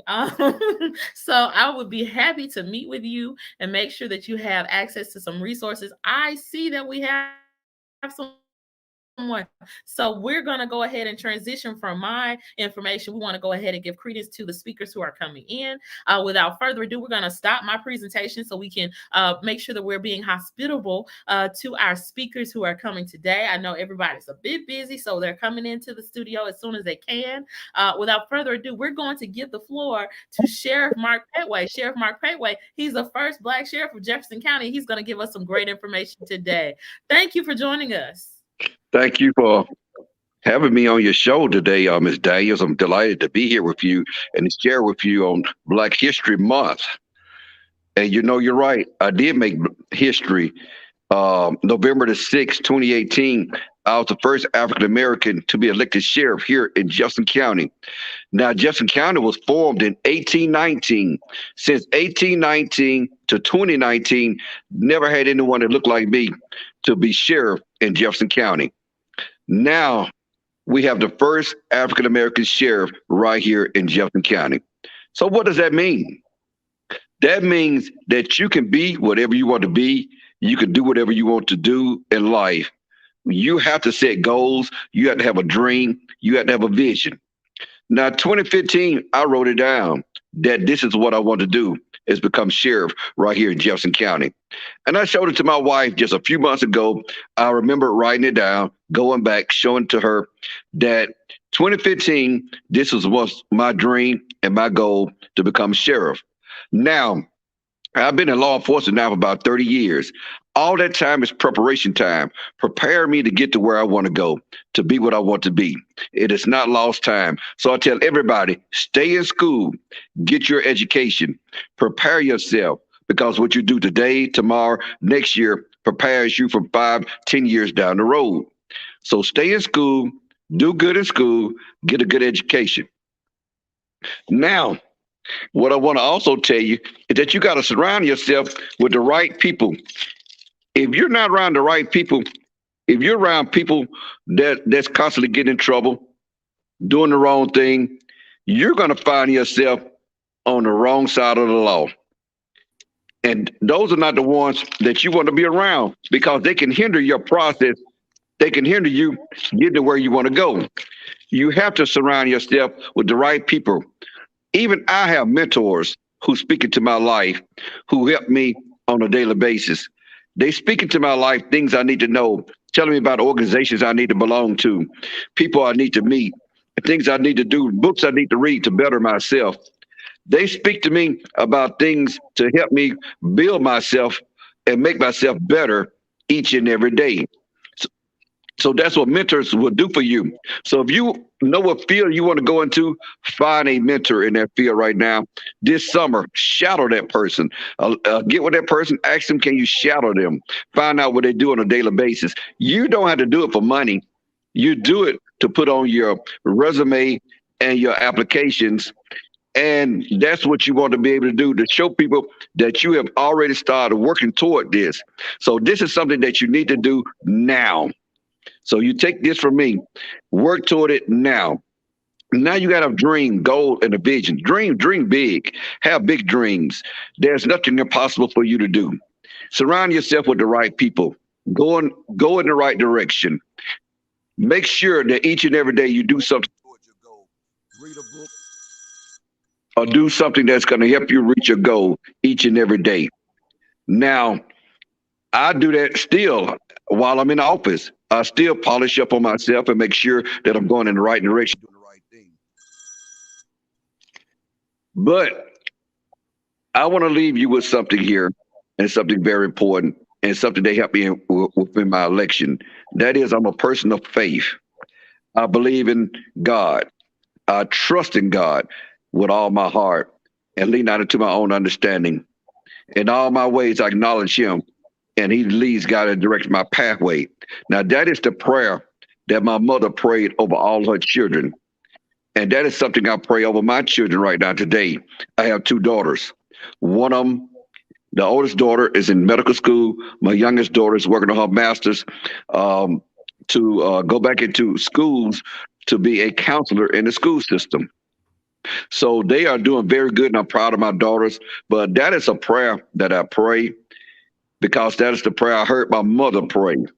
I did hear my mother pray every day, this prayer over all of her siblings, all of my siblings.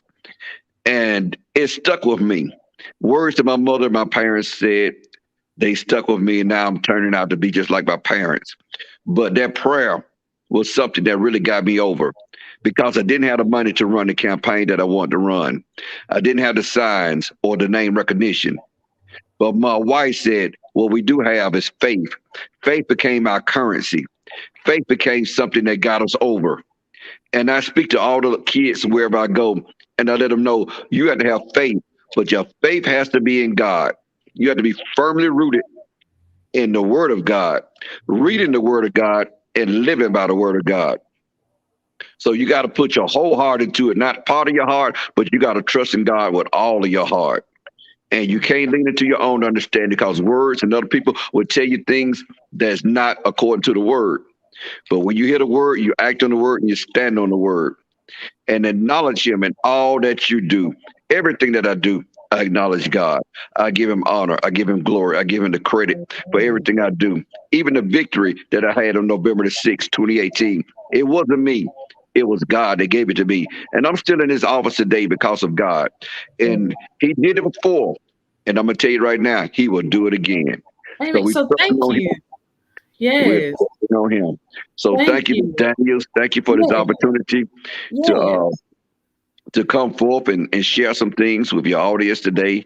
And if there are any questions, I'll be glad to take any questions that you may have. I got two questions for you. So the first one is, who inspired you to become a police officer? And who inspired you to become a police officer at this point? There wasn't an individual that inspired me. There was some things that went on that I did not like that happened to me as a youngster coming up. And I saw opportunity to get in law enforcement to make some changes because I didn't want anyone else to be treated the way I was treated. And I try to make sure every day that I treat people fair. I treat people the right way. I treat people the way I want to be treated. So that's the reason why I got into law enforcement, to make sure no one else got treated the way I did. Mm-hmm. And so when we talk about inspiring our teenagers, of course, we want to see this as a pathway for employment for them as well. What's the process to become a police officer? Well, we are hiring, and we would love to hire people from our community. We are looking for good people from our community to come and serve the community.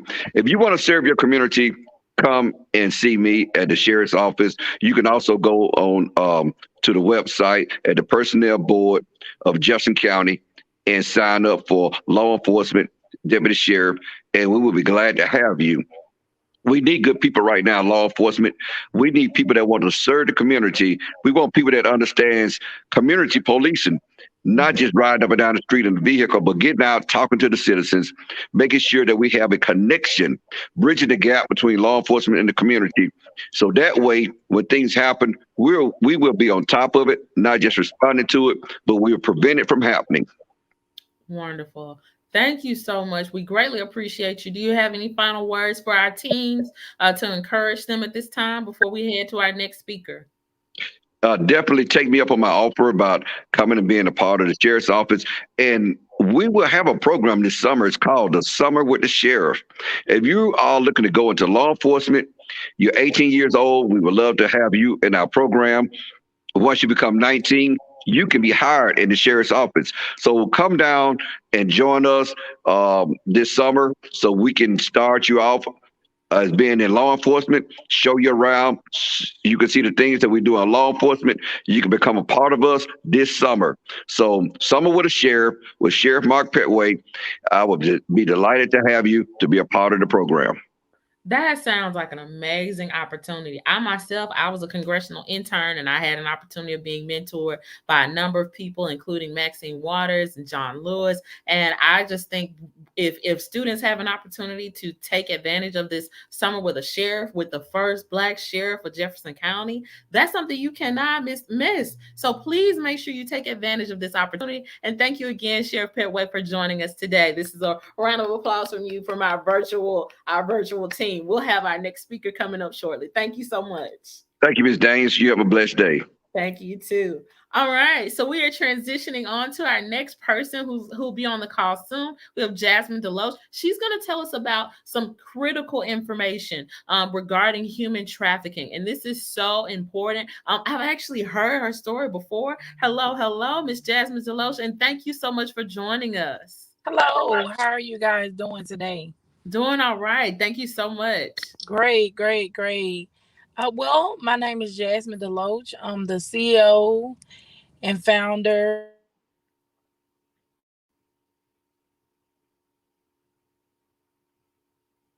Hello? We can hear you now. Okay, I'm sorry. Yes, my name is Jasmine Deloach. I'm the founder of Angels Arms Women and Teen Organization. I do a lot of stuff. I just came behind Sheriff Petway. That's a great man. Yes. I'm a special deputy up under him. I do a lot of things in the community. I'm a human trafficking expert. I do a lot of things in the community to better the community. I'm here, I guess, to tell my story, on how I became who I am and the situations at hand. And that's human trafficking. I'm here to talk about that. Do you want me to get on into it? Yes, ma'am. This is your flow. I'll ask some questions as we go along, but we want to hear from you. Yes, ma'am. Well, it all started one day when my baby met a girl at school. She was 16 years old. She met a girl at school that took her, let her meet a guy on social media, which is Facebook. She met the guy on Facebook. He came to my home one morning that I went to the store, and when he came to my home, he ended up taking my baby with him. At that So time, this was a setup. Yeah, because Wow. they're called bait girls. They're in the schools. Mm. So this bait girl, she hooked my baby up with this guy, and my baby got with the guy. So usually the bait girls, let me tell you a little about the bait girls. The bait girls come into school and they offer so much different things to these young ladies.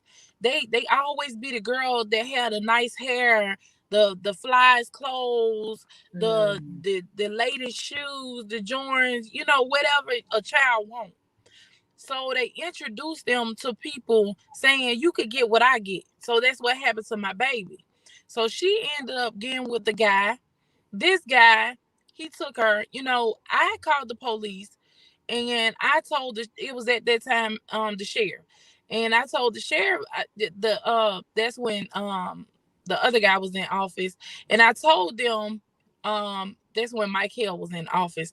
I told them, I said, look, I said, my baby is gone and she didn't just run away.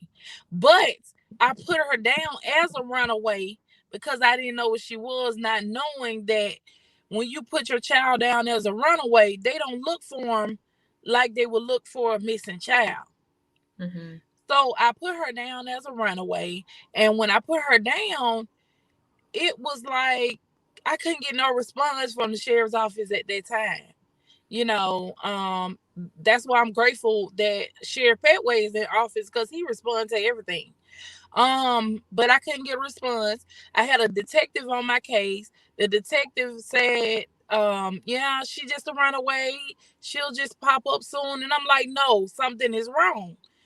So I started talking to a lot of people, getting on social media, putting out missing, and then all of a sudden I started getting hits on social media saying that basically they saw her.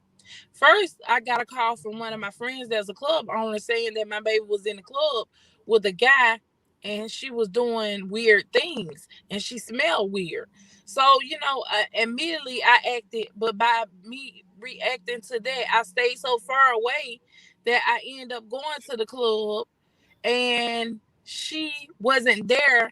The police had already got her, but they called themselves taking her home, which they didn't even know that it was a home. And she lied and told them she was 19 years old, showed them a fake ID. So they had dropped her off in a place that I didn't know about. So this guy took her to Fairfield, Alabama. He was selling her out of his house in Fairfield. And when he took her to Fairfield, he found out that I was over in Fairfield looking for her. And he took her to Arendelle. No, he went to it was Green Springs, the Econo Lodge. He took her there. He was selling her and another girl out of that lodge. Econo So this Lodge. sounds like a complex operation. So you're telling us, because I want to make sure we're painting a clear picture for our audiences. So when it comes to human trafficking, there is a process and a flow to trapping children, trapping teenagers into a situation where they may have something, you said, bait girls who can say that you're going to get all these different things, and they're making all these different promises, and then they'll take you from your families who actually care about you to put you in a situation that is quite compromising. Is that correct? Yeah, and he was basically selling them as he moving on Backpage. So I got a guy that contacted me that saw me on social media. He was like, I'm about to purchase your baby. And at that point I was sitting in my house, and I had the sheriff. I had a deputy there, and I had DHR there because they trying to see if I had anything to do with her being gone. And I'm like, why would I call you all if I had something to do? But they really had to single me out of the or the ordeal or whatever. So once they found out I didn't have anything to do with it, so this guy literally on Backpage purchasing my baby that's listed as a Barbie. So the dude got alerted. He went from Econo Lodge to Arendelle. Then she posted a picture. See, she don't even know she a victim at this time. She thinks she just hanging out, but she don't know she's with a sick person. She posted a picture on social media saying it's the Virginia in me. So immediately somebody contacted me. I had all kind of Facebook detectives. But you had people trying to look out for you. You had people trying to look out for you. Yes. So immediately somebody contacted me, and they was like, look, they was like, this hotel that she's at, I'm trying to purchase her now on Backpage. And they was like, the hotel is an old hotel. So I'm like, okay, this is what we're gonna do. I kept telling my friend, I was like, I said, I don't know really what to do, but this is what I'm gonna do. I said, I'm gonna try to purchase her too. But the guy was like, no, because he's gonna get alerted. Which I did get on Backpage, and I tried to click on it, which I shouldn't have did. So at that time, he ended up taking her to Atlanta because he had already knew that we were looking for her. So this is across state lines. Yes. So at that time, I got an Arendelle police officer involved. Well, he was an undercover. So he got involved, and he was pinging the phones off different towers. So he was letting me know, she's in Atlanta now because her phone is pinging, even though it wasn't on, it was still pinging off different towers. So he get her to Atlanta. All of a sudden, I get a call. All I hear her is she's screaming. He's beating her, and automatically he cut off the phone. So at that time, I'm in defense mode. I react real quick. I started going crazy. This guy got my child. I'm all over social media. This guy got my baby. I don't know what, he's sick. something wrong with him. I don't know him, but he's in Atlanta now and I need help. So automatically he was still selling them on Backpage as Barbies. Her and another little Caucasian girl that was from she was from North Carolina. So he always got her. So he's taking people from multiple cities and multiple states and finding a way to take advantage of it. This. So when people don't really understand human trafficking, you're taking people from their families. That's an essential part of this. This is some crazy, crazy stuff. I know that we our text. We had some issues earlier, and so it's kind of eating up a little piece of our time. Can we please make sure that we get you again? And could you tell us 3 key things we can do to stop human trafficking? 3 key things we can do. Yes. Well, you can be on the lookout, and if you see something, say something. You can also be alerted of the people that are that are in your surroundings that are housing these kids. Mm-hmm. And you can look for a child that's always out on the streets, because I'm big on children being trafficked. I don't think no child is supposed to be trafficked. But I really want people to know that these things happen. Because when my baby got to Richmond, Virginia, I was that one person that said, you know what? I can't do this. I got a call because an older lady, she was on the lookout. She was on the lookout. She called and said 2 girls running, and it looked like they're running from their life. And that's when I got a call saying, guess what? You got 24 to 48 hours to get up here, or we're going to issue a warrant for your arrest. Wow. So that lady was on the lookout. She saved my baby life all the way in Richmond, Virginia, because he took her through 5 different states. Wow. So the close this with something, when I got my baby, she stayed in the hospital a whole year and never got the help that she needed. She was already mentally abused, physically abused, and all the above. So you got to think, they're victims, and everybody don't look at them as victims, but we have to look at them as victims. So what I'm saying to you all, and I'm pleading to people out here on these streets, if you see something, say something. That's right. These kids don't know what they're involved in. They don't know what they're getting involved in. The runaways, they don't know what they're getting involved in. They can run into that wrong person, just like my baby. And guess what? It could have happened a different way, but I reacted so fast and I moved swiftly in order to catch them. But if you see something, say something. That's right. Wow. Thank you so much for your testimony, your statement. We greatly appreciate you. Jasmine Deloge, we're giving you a round of applause. This was not an easy testimony to share, and we greatly appreciate you and hope that you will join us again. Thank you so much. Yes, ma'am. Thank you. Thank you.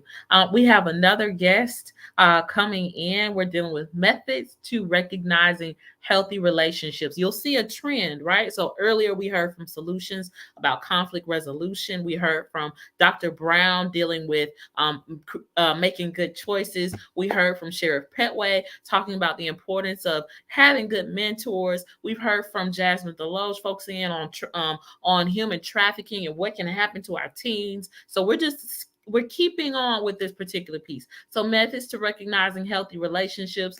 We have Sister Colleen. Peace and blessings to you. Peace and blessings, family. How are you? All right, and you? I'm doing well. A little tired. I've been moving. Awesome. Well, we thank you for doing everything that you do. And I want to give you this option. Do you want to have the floor? Or you want it to be a conversation with me? Either way, we can do both. Okay, sure. cool. I'll stay. You can ask away. All right. So I'm gonna give you the floor. And then I'll ask questions as we get into it. Okay. All right.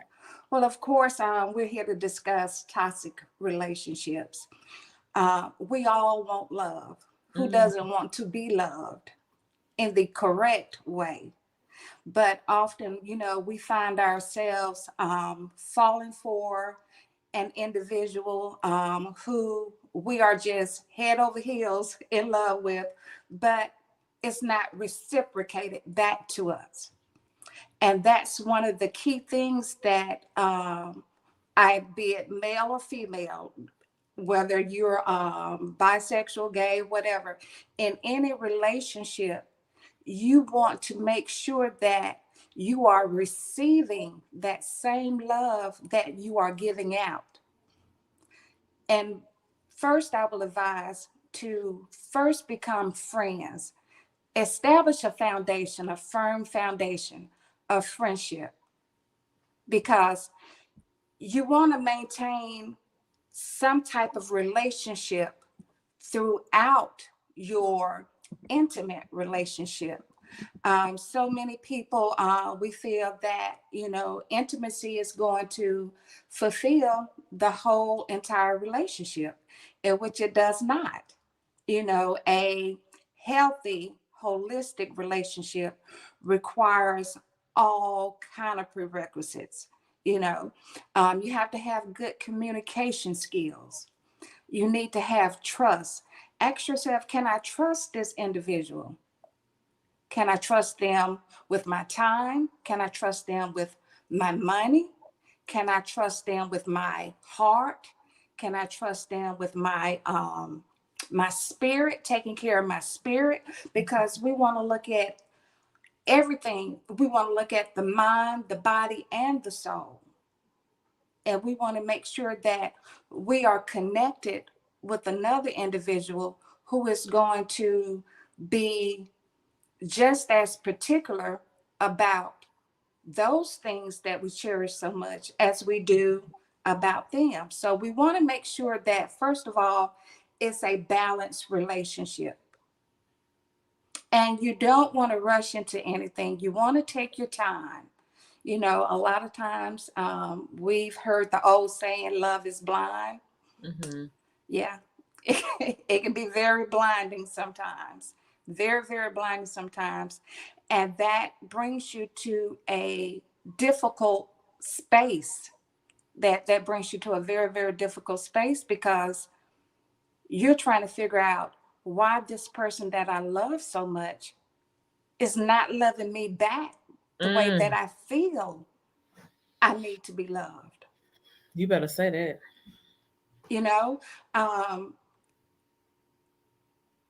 Is this person withdrawing from me? We don't always acknowledge the red flags that we see in relationships. Is this person withdrawing from me? Is there a lack of communication? Is there quality time being spent with one another? Mm-hmm. Is this person willing to meet my family and spend time with my family as I them? Because you just want to make sure that whatever you're giving out is coming back.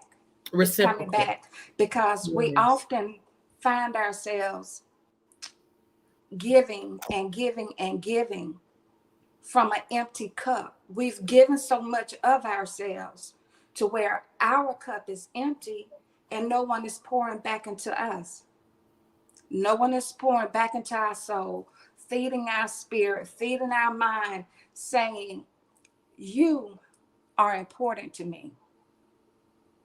What concerns you concerns me. And these are just some of the foundational skills that we often just don't ask at the beginning of a relationship. Mm-hmm. We don't ask, what are you, the other individual, what are you looking from this relationship? What are you looking for me to bring into this relationship? Mm-hmm. And also feel free to ask that individual, what can you bring to me? There's absolutely nothing wrong with you asking the person that you're getting ready to spend pretty much of a good portion of your life with, what are you going to bring me? And that's so important. It's so important to have that support and the belief of self that you deserve to know this information. Because if you don't ask that question, you may end up getting something else. And so that really provides an understanding of what's our standard. What are we going to do? Is this the type of relationship where I need to be concerned all the time, or is this a relationship where it's going to help me heal and grow? And I think you hit the nail on the head regarding what does it mean to trust someone and what does it mean to look at red flags. I think one of the key things that I've learned, because I'm still learning about relationships, is that how does the person make you feel? If you're drained at the end of the conversation, or if you're drained at the end of your time spending with them, then that's probably not a relationship you need to keep. You need to make sure that you're being fed with the relationships that you're adding into your life, whether it is with your family, whether it's at work, whether it's with a significant other or your friends. And so if you feel drained after talking to somebody and you see this as a pattern, oh, something needs to shake up. We got to shake that up. So can you make sure you give us like 5 key red flags we need to stay away from? Okay. I would say, first of all, trust. If that person has already broken your trust one time, then that door is going to remain open because you're going to always be conscious of that broken trust. That's right. So I would say trust would be the first thing. Okay. The second thing, are you safe with sharing your feelings with that individual? Your true feelings. Do you feel safe with them to share that? Wow. Because the last thing you want to be is in a relationship to where you cannot honestly express yourself. So you have to act like you're happy all the time. You have to act like you're okay with what's going on. I'm okay with you dating other people. I'm okay with you spending time with so-and-so. I'm okay with you coming in late at night. Oh, you speaking the truth. You are speaking the truth. Keep going. Keep going. Tell us more. Yes. Third thing I would say is compatibility. Compatibility. Do you share like interest? Are you willing to try something new? If you never found an interest in something until you met this certain individual. If this person is not willing to look into your interests, for example, if you're not a sports person, but you make sure that you go to football games with them, you go to sporting events with them, or you're just sitting at home watching a sporting event on the television at home. Okay, but if your interest is, say, cooking, is your partner willing to get in the kitchen and just have a date night in the kitchen? Right. You know, which could be pretty much fun if you both are going to be in there preparing, your meal together. And that also allows you to spend quality time together as well.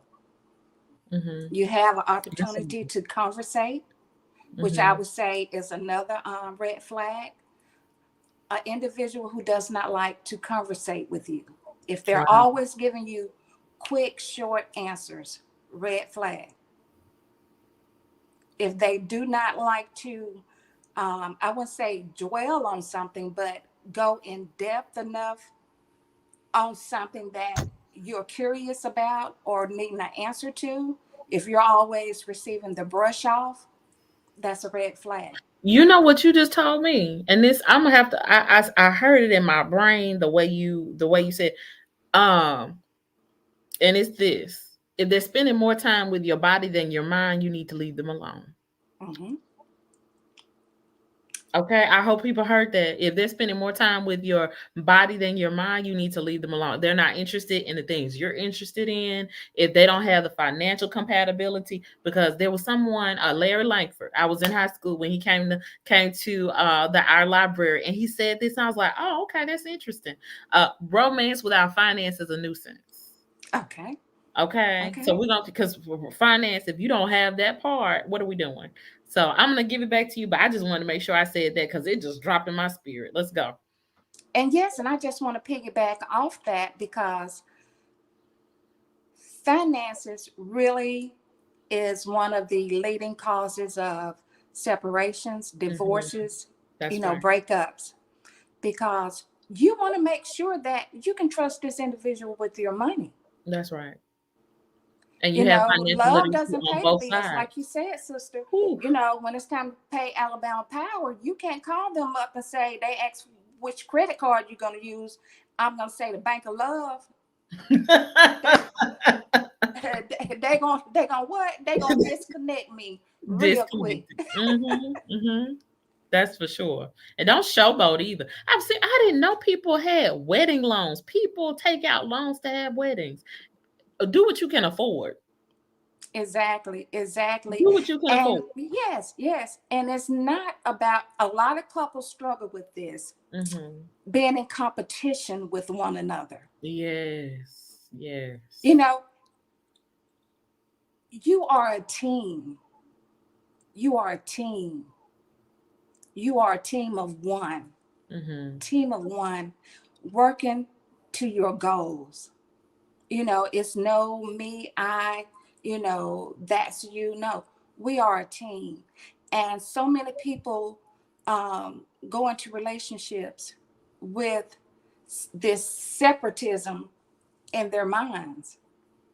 This feeling of separatism already going into a marriage, going into a long-term relationship. You already look at yourself as separate. So how can you unite when you're constantly looking at yourself as a separate being? Yes, you are your separate soul, your separate spirit, but when it comes to the union of love of this relationship, we are one. And that's, I would say that's the fifth red flag that people really need to be mindful of. Wow. Is that person coming to support, to join a union? Are they going to be in a relationship solo? Because that's not going to work. That's right. That's right. And so building that foundational friendship that you talked about, making sure that you build a friendship so you can gain that trust, know that you can work together as a team, make sure that you're compatible, mind, body, and spirit, making sure that they're not spending so much time with your body and more time with your mind and your spirit, because those things are essential to having a long-term relationship, to have a healthy relationship. Because there are a lot of people out there who are in long-term relationships that are not happy. And if you're in a sad relationship, please get out today. This is a statement. If you needed somebody to say get out, get out. If you need somebody to tell you get out, get out. You need to make sure that you're in a strong relationship. Sister, you just brought something to mind. Yes. Speaking on that, today we are hearing so much about murder suicides. Oh, you said that right there. And if there has never been a time for everyone to pay attention, close attention to your relationships, it's now. So many people are losing their lives. So many people are losing their lives. And another red flag, it's so many red flags, but pay attention to someone's personality traits. Because those can be very, very toxic. You can be dating someone with a severe mental illness and not aware.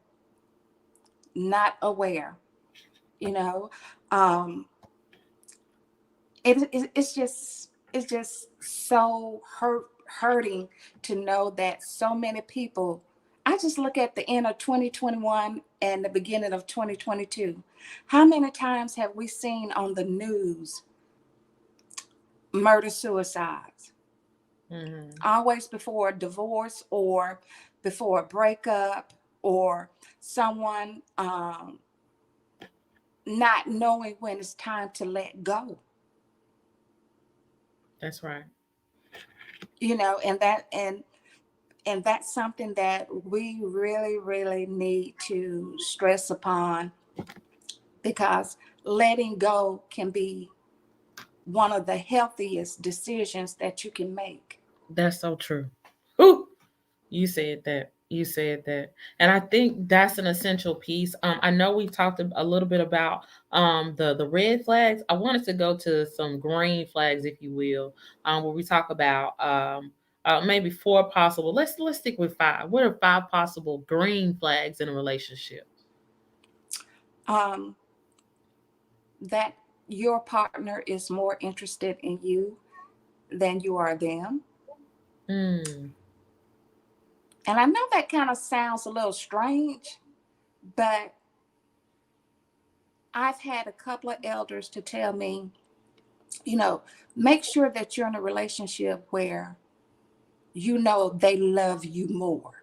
Mm-hmm. And that's not being selfish. That's not being selfish at all. Of course, you love them, but you want to make sure that you are being loved just as hard. Like I said from the beginning, that's that reciprocation that I was speaking on earlier. The second green flag, I would say, you absolutely trust this person. You trust this person with your life. Mm-hmm. You trust this person with your child.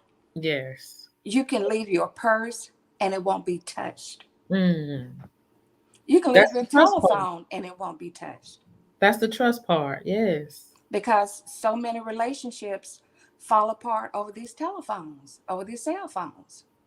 Wow. Another green flag, I would say the 4th, is someone who is willing to support you totally. Support you mentally, spiritually, physically. And the 5th green flag, I would say, unconditional love. Mm. That unconditional love that comes in when things are not always great. Things are not always as beautiful as they were in the beginning. Right. Will you still love me if I'm in a car accident Mm. and I lose my arm? Will you still love me? If my face get disfigured, will you still love me? Mm-hmm. If I lose my job, if I Mm. was bringing in 6 figures, whatever, if I lose my job, will you stop loving me? Unconditional love. A person that is willing to go to bat for you, willing to go to bat, step up at any time without being asked. That's unconditional love. That's beautiful. That's beautiful. Thank you. Wow. I am not married, clearly. And so like I have not found that type of love just yet. And so to hear people, who have been in relationships and have been able to, create these loving bonds of relationship, that's just an incredible thing. My great aunt and uncle, Auntie BB and Uncle Bob, they lived up in Chicago. They were married for over 65 years. Oh, And wow. the green flags that you just told us about, like those are the things that I saw within their relationship. He had a job and he was taking care of the family. They had 4 children, and he got sick. Like his I think he was going into organ failure at one point because he was working so hard, and so he had to stop. recollect himself. And luckily the family was able to, stay together, support one another. You don't know when sickness is going to happen, but as long as you have the Absolutely. habits of trust and you build that strong foundation of friendship, things can last. You want to make sure that you're building something to last. So I wanted to share this before we hop on to another segment, the 5 love languages. A lot of people don't know about this, so I definitely want to share it with the red flags and the green flags. And so we have providing words of affirmation. So of course we know what verbal and physical abuse is. So making sure that you have that words of affirmation, that's positive support. So, oh, I love your painting. Oh, you did a great job cooking this. You never know what the smallest compliment will do for someone's day. So providing them with those words of affirmation. Next, we have acts of service. So you mentioned earlier, if I'm interested in cooking, well, let's have a date night in the kitchen. Let's learn how to make this. Let's learn how to make that. And let's also find some time together. So we have also physical touch. It might be a massage. It might be a mani-pedi. I'm all about my mani-pedis. I had one yesterday. So, finding ways of making sure that person feels loved in the language that they need. And of course, we have gifts. So it's important to know you can't buy love. Yes. But gifts are important. Little tokens. Yes, Tokens of tokens love. of affection, right? Tokens of love. affection. You don't have to Yes. go to LV. You don't have to go over to the summit to LV. Listen. Just little tokens of love. I appreciate little good gift bags and goodie bags. Somebody gave me a good gift bag one time from 5 and Below. It had so many little different things that I liked. They got the things that I like. So they got me, little socks for my feet. They got some candy that I like to eat. They were able to get some earphones because I was missing my earphones that week. It was a thoughtful gift. It doesn't have to be expensive, but it's the thought that counts. And then finally, we also have quality time. Quality time is so important for any relationship that you're in. So this isn't what we're saying for the love languages. That's not just for your partner. You know what? Learning how to be a better partner means you're learning to be a better friend. Be a good friend to the people that you already have. If you haven't been giving quality time, acts of service, gifts, and various things, then you need to make sure that you're doing that for your friends. Because if you're only doing that in your relationships, that's the problem. Yes. It requires sacrifice. Yes. It requires sacrifice. No selfishness. Right. That's right. And also be self-full. I'm a person who has to be self-full as much as possible. I'm always giving back to the community. So I said earlier, I get my manicure and my pedicure. I'm going to get my massage. I make sure I'm not pouring from an empty cup. I can't reciprocate the love people are giving me if I haven't been giving myself any. So make sure before you get into any relationship, any friendship, have you been doing this for yourself? Yes. What do you say to yourself, right? Or do you tell yourself that you're beautiful? Do you give yourself good food? Do you spend some quality time with yourself? Because if you're not doing those things, baby, don't nobody want to spend no time with somebody who don't like themselves. Yes. Go to learning how to be happy with self. Yes. You have to learn how to be happy within yourself in your solitude. Yes. To get to know you. First of all, to get to know you. Know who you are before you try to go to be something for someone else. That's right. Wow. This was a powerful segment. We are almost done. Thank you, Sister Colleen, for joining us. Oh, thank you. Thank you. Peace and blessings. Peace and blessings. Peace and blessings to you. So we're transitioning into our final segment for our Teen Summit. And we want to make sure that we share the location for some amazing opportunities for you. So I'm pulling this up on my cell phone because we've got a number of things happening. And so teens, if we have teens, we have parents, we have children who are out there, and you want to make sure you get your some conference goodies. We have some people who are coming out to the Fountain of Life Church in Bessemer, Alabama. It is located at 1414 2nd Avenue North. It's close to the train track and 4th Avenue. So we have 1414 2nd Avenue North, Bessemer, Alabama, 35020. So you can come on out. Alabama Aerospace and Aviation High School. They have some things happening outside with the flight aviation the flight simulation, as well as drones that you can play with. They've got some bags for the entering 6th through 8th grade. 6th through 8th grade, you can get some bags of goodies. They've got some snacks as well as some information about the school. We're going to transition over to that final presentation where we talk a little bit about Project Lift and some things that are happening in our world today. So we're going to see if we can pull that up, and then we'll head on out. Wow, it has been an amazing day today. We've learned so much from so many different people. We learned from Dr. Brown with the Alabama Aerospace and Aviation High School. We've learned with Jarita Muhammad with Washington Elementary's 8th grade class. We've learned from myself. I teach at the Altamont School, teaching 8th grade civics. It's been an incredible opportunity. We've seen a little bit of this earlier, so I'm going to run through this as quickly as we can. We can go to the next slide. This is Project Lift. Project Lift is something that I'm doing as a master's student with American University, and we're focusing in on the mission of Project Lift is to liberate and ignite students who have an interest in STEM through Black history. So it's one thing to learn that, hey, I can learn how to learn a science experiment. It's another thing to know that, the first Black person to do a science experiment or the first Black person to fly something. At one point, there were limitations on African Americans in this country.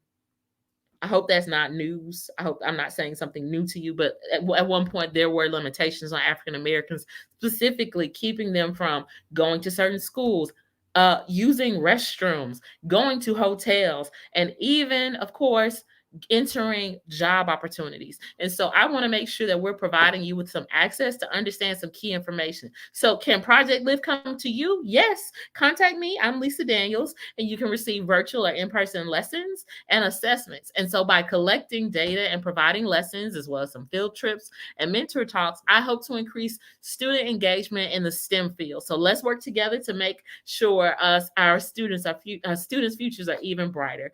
This is with a class that I'm taking with Dr. Alicia Robinson at American University. Is my contact information as well as my mentor for this project, Dr. Brown. So let's go to the next slide. So I hope that everyone has heard of the Tuskegee Airmen. Let's look at this picture. These young men were trained during a segregated Jim Crow South in the early 1900s while they were focusing in on building their skills. At one point, and I actually heard from someone a couple of weeks ago where, people didn't know if African Americans fly. Can they learn how to do this? Can they learn how to do that? Well, FDR, Franklin Delano Roosevelt's wife, Eleanor Roosevelt, came down here and she wanted to find out, can they actually fly? And so she went down to Moulton Field, and one of the African-American pilots took her up into the sky, flew her around, and she was able to go back to Washington, D.C. and say, yes, African-Americans can fly. They should be able to do this. So we want to make sure that we're providing access to opportunities so that our students today can have access to that. Let's go ahead and go to the next slide. So this is definitely a bit wordy, so I'm not going to read quite everything. Well, I'm going to see what kind of time we have. Can someone say, yes, I can read it, or no, I can read it? Because I want to make sure I'm not spending too much time. Here we go. All right. So 3 government initiatives occurred between 1938 and 1940 that were instrumental in paving the way for Blacks or African Americans to participate in the nation's defense and to become the military pilots. On December 27th, 1938, you have President Roosevelt announced an experimental civilian pilot training program. That experimental program, which began in early 1939, involved 330 openings at 13 colleges, none of which were Black. So remember that we have HBCUs, or historically Black colleges and universities. So keep in mind, these colleges were not included. On January 12, 1939, President Roosevelt asked Congress to pass legislation to authorize a permanent civilian pilot training program, and the Civilian Pilot Training Act of 1939 was passed on June 27th, 1939, and funds were appropriated for it in August. The legislation included a provision that had been inserted by Representative Everett Dirksen, which called for the program not to include anyone on the basis, not to exclude anyone on the basis of race. We need to make sure we get that right, okay? So no one was excluded on the basis of race. Most of the colleges and universities that took part in the permanent CPT program, the beginning in 1939, were white or predominantly white, but 6 Black colleges also took part. Let's go ahead and transition to the next slide.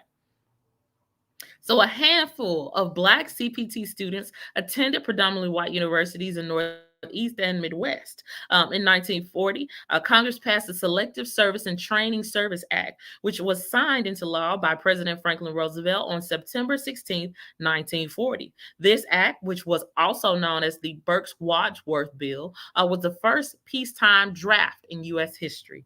It required all American men between the ages of 21 and 35 to register for the draft. The final version of the bill contained 2 provisions, 3A and 3B, which spoke on the discrimination question. So we have Section 3A stated, within the limits of the quota determined, any person, regardless of race or color, shall be afforded an opportunity to volunteer for induction. Section 4A stated, in the selection and training of men under this act, and in the interpretation and execution of the provision of this act, there shall be no discrimination against any person on the account of race or color. That same year, the War Department announced the Civil Aeronautics Authority, in cooperation with the U.S. Army, will begin to develop of colored personnel for the aviation service. This paved the way for Blacks to train as pilots and vital support for personnel. So I got this story originally from the Tuskegee Airmen website, so you can actually go there, TuskegeeAirmen.org, to learn about the legacy.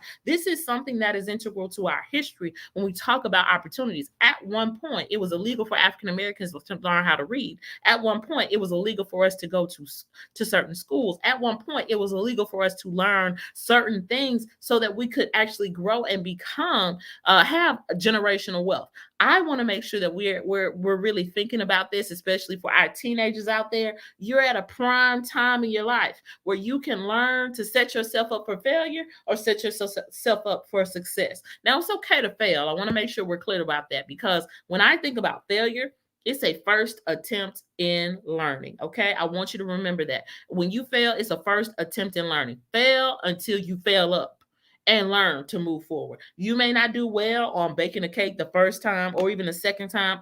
You might even mess up on the third. But if you learn how to do that thing because you practice and you develop, it's going to work out for you. Let's talk about science and actually going to school. So when you're in school, of course, you're continuing to take higher levels of math, higher levels of reading, science, technology. You need to make sure that you are reading over this information and growing your practice so you will be successful. It's just going to take some time.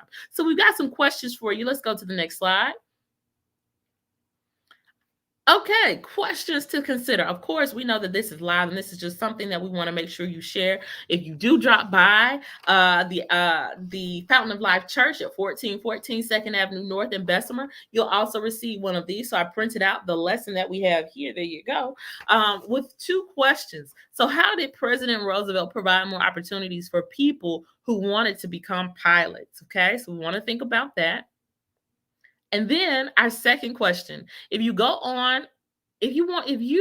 go anywhere in the world, where would it be and why? Not enough people asked me this question when I was a child. I wanted to go everywhere. So I really want you to consider, where do you want to go? Excuse me, I'm originally from Bessemer, Alabama, and I'm so excited to be here sitting in what was the Bessemer High School back in 1923. Is now the Fountain of Life Church. They're opening a new school that's going to be here in the fall, and it's just an incredible opportunity to see, if I could go anywhere in the world, I'd come back to Bessemer so I can show them what I've learned. Like, I'm so excited to share that with you. So I went to Oxford, University of Oxford. I've studied Shakespeare and short story writing. I've been to Paris. I've been to Vietnam and Cambodia. I studied for 4 years in Massachusetts. I taught in Texas, and I am so excited to be back in my hometown. So I just want to make sure I share that with you. Let's go to the next slide, because we had some big news that happened earlier this week. I messed up her name earlier, so I wanted to make sure we got that right. Ketanji Brown Jackson. She is a part of our possible candidates for the next U.S. Supreme Court. Let's go to the next slide really quickly. Yes. So it provides some key information. We're not going to read all of it, but we wanted to make sure we share what's happening. So her nomination to be the first Black woman on the court could come in Black History Month, a bout of freedom and liberty at home, right when those values were under attack abroad. And so they're focusing in particularly on the Russia-Ukraine crisis. Next slide for me, please. And so, y'all, I went to the White House website. You know, you have to look at your credible sources, right? So we have here the White House website has her information, Ketanji Brown Jackson. So we have yesterday, okay? Black history is being made every single day. So on February 25th, that was yesterday, President Joe Biden nominated Judge Ketanji Brown Jackson to become the 116th Associate Justice of the United States Supreme Court. Let me be clear. Okay? 116th, there have only been 2 African Americans on the Supreme Court out of the 115 that are on there now. She would become the 3rd. So we really have to consider, what does it mean to be a teenager today, knowing that you have access to reading, you have access to high schools, you have access to colleges, you have access to opportunities where you can be mentored by a sheriff over the summer. So summertime with the sheriff, right? You have opportunities where you can be mentored by great teachers. You have opportunities to where you can go on and move forward, and look at what she's able to do today. She didn't know she was going to have access to this opportunity, but she worked towards being excellent. She worked towards being excellent. Remember earlier, we're not talking about being successful, just focusing on your standard. Let's go to the next slide. So, of course, we want to share a little bit about her. She's born in Washington, D.C., grew up in Miami. She was a part of the Miami-Dade public school system. Shout out to public schools. You need to make sure that you are supporting your local public school. Make sure that you are supporting those children. Keep in mind, she studied. She went to Palmetto Junior High School. I'm just reading over a couple of quick things. She went to Miami Palmetto Senior High School. And, of course, she kept going. Keep in mind, she didn't just she went to middle school, she went to high school, and then she wanted to go to college. So where did she go? She graduated cum laude from Harvard University. Public school student, okay? Public school student on her way to being the Supreme Court justice. I got goosebumps. I got goosebumps because I'm a free lunch student. I was on free lunch in public schools, and I got an opportunity to study Shakespeare at Oxford. This woman was a public school student, and now she's on her way to being a Supreme Court justice. Ooh, I'm getting chills. So listen, I want to read this last little piece because it is so inspiring and how it's written. That did not stop Judge Jackson. She graduated from magna cum laude from Harvard University. Then she attended Harvard Law School, where she graduated cum laude and was the editor of the Harvard Law Review. Judge Jackson lives with her husband, Patrick, and their 2 daughters in Washington, D.C. I think that's it. So we're going to slide off. You can take that camera piece off for me. We're going to start closing this up. We hope that you have enjoyed this session. We hope that we provided you with some important materials. You can come on down to the Fountain of Life Church, where we've got some amazing resources for you outside at 1414 2nd Avenue North, Bessemer, Alabama. Please come through. We want to definitely see you. We're seeing this as a, quote, flyby with the Alabama Aerospace and Aviation High School. So Dr. Brown, I believe, we have Dr. Brown, Pastor Rocker, Mr. Morris, they're outside. They're happy to join you. And of course, I've got some resources with Project Lift. So I'm at a point where I am, listen, I was a free lunch student. So I'm excited to say I got McDonald's money. Woo woo. So if you want to learn more about Black history, your family wants to learn more about Black history, let's go ahead and make some plans so we can meet somewhere, maybe a McDonald's, maybe at a Jack's, maybe at a Burger King. We're going to meet somewhere and you're going to learn a little bit of Black history from me. So this is Lisa Daniels with the National Hookup of Black Women, advocates for women and their children. We're about to sign off. Thank you so much for attending the Teen Summit, February 26, 2022. Thank you so much, and we look forward to seeing you next year. Y'all have a good day.